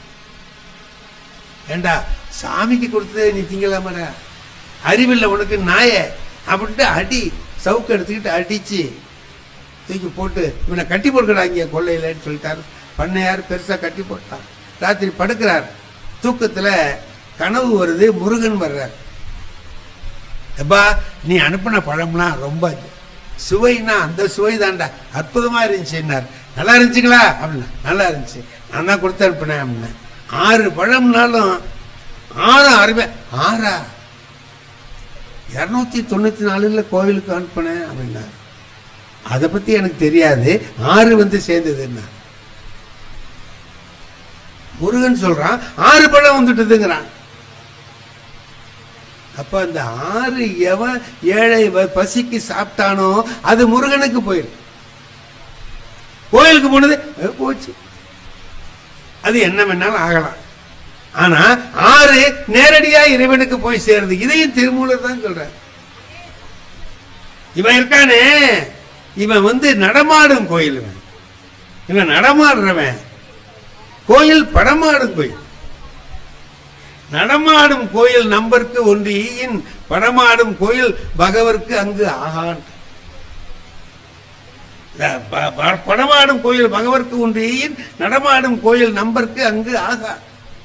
கோயில்ல கொண்டு ஒண்ணு கொடுத்தீனா இவனுக்கு வராது, ஆனா இவங்கிட்ட கொடுத்தீங்கன்னா கோயிலுக்கு போகும். இவன் வயிற்றுக்கு போனது, ஏழை வயிற்றுக்கு போனது இறைவனுக்கு போய் சேர்ந்தது. ஏன்னா ஏழையின் வயிற்றுல தான் இறைவனே இருக்கான். அதை நிறைவு பண்ணா இறைவனை நிறைவு பண்ணதா ஆச்சு அப்படின்னா. அப்ப அங்க போய் அடிகளார் இந்த கதையை சொல்லுவாங்க. சொல்லி நாம எப்ப வந்து மற்றவர்களுடைய பசியை தீர்க்கிறோமோ அப்ப இறைவனுடைய பசியை தீர்த்ததாக ஆகும். அண்ணா அறிஞர் அண்ணா சொன்னார், ஏழையின் சிரிப்பில் இறைவனை காண்போம். ஏழையை சிரிக்க வச்சா அதுதான் இறைவனுக்கு செய்கிற பணி. நான் படிக்கிற காலத்துல ஒரு இங்கிலீஷ்ல ஒரு கதை எங்களுக்கு பாடத்துல இருந்துச்சு. அபு பென் ஆடம்னு ஒண்ணு. அதுல வந்து அவன் என்ன செய்யறான், நல்லவனாகிறான். யாராவது கண்ணு தெரியாதவன் இருந்தானா அவனுக்கு உதவி செய்யறான். ஒரு அம்மா ஒரு பொருள் வாங்கணும்னு சொல்லி சொன்னா அவங்களுக்கு வாங்கிட்டு வந்து கொடுத்துட்டு போறான். பள்ளிக்கூடத்துக்கு லேட்டா போய் அடி வாங்கினாலும் இதெல்லாம் செய்யறான். எல்லாருக்கும் உதவி செய்யறான். பார்வை இல்லாதவர் பஸ் ஸ்டாண்டுக்கு போகணும்னா கொண்டு விட்டுட்டு போறான். ஒரு நாள் ராத்திரி தூங்கிட்டு இருக்கான், என்னமோ சத்தம் கேட்குது. முழிச்சு பார்க்கறான், ஒரு தேவதை முழிச்சு என்னமோ ஒரு பேப்பர் வச்சு எழுதிக்கிட்டு இருக்கு. இப்படி எழுதுது. அப்ப இவன் முழிச்சிட்டு கேட்டான், யாரு நீ? நானா தேவதை. என்ன எழுதிக்கிட்டு இருக்க? என்ன? யாரெல்லாம் ரொம்ப கடவுள் பக்தி உள்ளவங்களா இருக்கிறாங்கிறத லிஸ்ட் எடுத்துக்கிட்டு இருக்கேன். கடவுள் பக்தி ரொம்ப உள்ளவங்க யார் யாருன்னு லிஸ்ட் எடுத்துக்கிட்டு இருக்கேன். அபு பின் கேட்டான், என் பேர் இருக்கான்னு கேட்டான். அது படிச்சு பார்த்துட்டு, உன் பேர் இல்லையே, உன் பேர் இல்லையப்பா. இல்ல, சரி போ வந்துட்டான். அப்புறம் ஒரு நாள் இதே மாதிரி முடிச்சு பார்க்கறான், ஒரு தேவதை எழுதிக்கிட்டு இருக்கு. என்ன எழுதுறேன்னா, கடவுள் யார்கிட்ட ரொம்ப பக்தியா இருக்கிறார், யார்கிட்ட ரொம்ப அன்பா இருக்காருன்னு நான் லிஸ்ட் எடுக்கிறேன். என் பேர் இருக்கான்னா, உன் பேர் தான் முதல் பேரா இருக்கு. ஏழை எளிய மக்களுக்கு உதவி செய்கிறவனை கடவுள் வந்து கும்பிடுறார். நீ கடவுள்கிட்ட போய் கும்பிடணும், அவர் இங்க வந்து கும்பிடுவார்னா. ஏழை எளிய மக்களுக்கு செய்வது, குடும்பத்தில் இருந்து நல்லது செய்யறது என்ன அப்படின்னா, ஒரு பெரிய பணக்காரர் இருக்கிறார், பெரிய பணக்காரர், நிறைய சாப்பிடுவார், அருமையான சாப்பாடுலாம் சாப்பிடுவார். அவருக்கு ரொம்ப கவலை, தூக்கம் வராது, தவிப்பார், கஷ்டப்படுவார். மத்தியான நேரத்தில் சாப்பிடவும் முடியல, கொள்ள முடியல, அப்படி என்னென்னமோ கவலைகள் இருந்துச்சு அவருக்கு. என்னடா இப்படி இருக்க, இவ்வளவு கோடி கோடியா பணம் இருக்கு, தூக்கம் வர மாட்டேங்குது, மனசுல ஒரு நிம்மதி இருக்க மாட்டேங்குது, என்னடா வாழ்க்கை இது அப்படின்னு நினைச்சுக்கிட்டு இப்படி போறாரு. கொள்ள பக்கமா போய் இப்படி வயல்ல போறாரு. அங்க ஒரு உழவன் உழுதுகிட்டு இருக்கிறான். எப்போ மத்தியானம் வெயில்ல மேல சட்டை இல்லாம தலையில முண்டாசை கட்டிக்கிட்டு ஏர் ஓட்டுறான். ஹாயின்னு தெம்மாங்கு பாட்டு பாடிக்கிட்டு ஓட்டுறான். இவ்வளவு சாப்பாடு சாப்பிட்டோம் கொண்டோம், நமக்கு நிம்மதி இல்லை. இந்த வெயில்ல வேலை செஞ்சுக்கிட்டு என்னடா பாவி இப்ப பாட்டு பாடிக்கிட்டு இருக்கிறான், இவ்வளவு சந்தோஷமா இருக்கானேன்னு நினைச்சுக்கிட்டு இங்க வான்னு கூப்பிட்டார். வந்தான். என்னடா உனக்கு இந்த வேலை வெயில்ல இவ்வளவு கஷ்டப்பட்டுட்டு இருக்க, பாட்டு பாடிட்டு இருக்கேன்னா. அவன் சொன்னான், ஐயா இந்த வேலை செஞ்சு முடிச்சேன்னா 8 ரூபா கிடைக்கும்யான்னு. எவ்வளவு? 8 ரூபா கிடைக்கும்யா அப்படின்னா. 8 ரூபாயா? 8 ரூபாய்க்காடா இந்த பாட்டு போடுற? அண்ணா 8 ரூபான்னா ரொம்ப லேசா நினைச்சிட்டீங்க. 8 ரூபாயில நான் 4 வேலை செய்வேன்னா. என்னடா 4 வேலை செய்வேன்? ஐயா நானும் என் பொண்டாட்டியும் சாப்பிடுவோம், 2 ரூபா செலவாகும். சரி, ஒரு 2 ரூபா முந்தி வாங்கின கடனுக்கு வட்டி கட்டுவேன், இன்னொரு 2 ரூபா வட்டிக்கு கொடுப்பேன். 6 ரூபா ஆச்சுங்களா? ஒரு 2 ரூபா தர்மம் பண்ணுவேன், சாப்பிடுவேன், படுப்பேன், தூங்கிடுவேன், மறுநாள் காலையில் வந்து வேலை செய்வேன். 8 ரூபா இப்படின்னு வரிசையா வரும். என்னடா வட்டிக்கு கொடுப்பேன், வட்டி கட்டுவேன்னு சொல்றியே, என்னடா அவனுக்கு புரியலையப்பான்னார். ஒன்றும் இல்லைங்க, நானும் என் மனைவி சாப்பிட்றதுக்கு 2 ரூபா செலவாகும். சரி, என்னமோ வாங்கின கடனுக்கு வட்டி கட்டுவேன் நீ. ஆமா, எங்க அப்பாவும் அம்மாவும் எங்க வீட்டில் இருக்காங்க, அவங்கள காப்பாத்திட்டு இருக்கேன், வயசானவங்களை, அதுக்கு 2 ரூபா செலவாகுது. அவங்க எனக்கு செஞ்சாங்க முந்தி, அதுக்கு நான் இப்போ வட்டி கட்டிட்டு இருக்கேன். 2 ரூபா வட்டிக்கு கொடுக்குறேன். எனக்கு 2 பிள்ளைங்க இருக்குங்க, அதுகளை படிக்கிறதுக்கு செலவு பண்ணிட்டு இருக்கேன், அதுக்கு 2 ரூபா செலவாகுது, அது வட்டிக்கு கொடுக்குறேன், நாளைக்கு அவன் எனக்கு கொடுப்பான். தர்மம் பண்றேன்னு சொன்னேன். எங்க அக்கா திருமணம் பண்ணி கொடுத்தோம், அவங்க வாழ்க்கையில கஷ்டமா போச்சு, இப்ப அவங்க பிள்ளையோட சேர்த்து இங்க வந்திருக்காங்க, அவங்கள நான் வச்சு காப்பாத்துறேன், அதுக்கு 2 ரூபா செலவாகுதுன்னா. இது நான் செய்யற தர்மம், என்னால முடிஞ்ச தர்மம் இது. அப்ப அவன் நினைச்சான், ஒரு 8 ரூபா தான் வருது அவனுக்கு, ரொம்ப வரல, நம்மகிட்ட 8000 கோடி இருக்கு, கவலையா இருக்கு. அவன் 8 ரூபாயை வச்சுக்கிட்டு இவ்வளவு சௌரியமா என்னென்ன காரியத்தை செஞ்சேன், சௌரியமா போச்சு, என் கடமை முடிஞ்சதுன்னு நினைச்சுக்கிட்டு சந்தோஷமா இருக்கானே, இது நமக்கு தெரியலையேன்ட்டு பாரு. வாழ்க்கை என்பது நாம நம்முடைய வாழ்க்கையை எல்லா வகையிலும் நாமே அனுபவிக்கணும்னு. என்ன ஒருத்தன் கேட்கிறான், உன் மனைவியோட சேர்ந்து சந்தோஷமா இருந்தேங்கிறியே, அந்த இன்பம் எப்படி இருந்ததுன்னு கேட்டான். உலகத்துல யாராலையாவது சொல்ல முடியுமா? இத திருவள்ளுவர் ஒருத்தர் தான் சொன்னார். நீயே சம்பாதிக்கணும்டா, அதுல ஊடு கட்டணும். நான் சம்பாதிச்ச, ஏன்னா நான் சம்பாதிச்ச கட்டின ஊடுங்கிறது வேற, எங்க அப்பா கொடுத்துட்டு போன ஊடுங்கிறது வேற. எங்க அப்பா கொடுத்துட்டு போன ஊடா இருந்தா கரையா முடிச்சாலும் நான் கவலைப்பட மாட்டேன். ஏன்னா அது எவ்வளவு கஷ்டப்பட்டு கட்டினதுங்கிறது எனக்கு தெரியாது. ஆனா நான் சம்பாதிச்சு கட்டினேன் பாருங்க, ஒவ்வொரு ரூபாயும் எனக்கு தெரியும். துண்டு எடுத்து தொடச்சிட்டு உட்கார்ந்துருப்பேன். அவன் வீட்டுல இருந்து அவன் சம்பாதிச்ச பணத்துல எல்லாருக்கும் கொடுத்துட்டு அவனும் சாப்பிட்டுட்டு அப்படி உட்கார்ந்து நிம்மதியா இருக்கான் பாருங்க, அப்ப அவனுக்கு ஒரு மகிழ்ச்சி வரும்ல. அவன் வீட்டுல அவன் சம்பாதிச்ச பணத்துல மற்றவங்களுக்கு கொடுத்துட்டு இவன் சொன்னான் பாருங்க, எங்க அப்பா அம்மாவுக்கு கொடுக்குறேன், பிள்ளைங்களை படிக்க வைக்கிறேன், கஷ்டப்பட்டவங்களுக்கு ஒரு உதவி செய்யறேன், இவ்வளவு செய்யறேன்னு சொன்னால, அப்படி எல்லாம் செஞ்சுட்டு உட்கார்ந்து இருக்கும் போது எப்படி அந்த உழவன் ஒரு இன்பத்தை அனுபவிக்கிறானோ அது போன்ற இன்பம் தான் நானும் அவளும் கூடி அனுபவித்த இன்பம். தம்மில் இருந்து தமது பார்த்து உண்டற்றால் அம்மா அறிவை முயக்குன்னு சொல்லி திருவள்ளுவர் சொல்லுகிறார். ஆகையினால என்னுடைய அருமை நண்பர்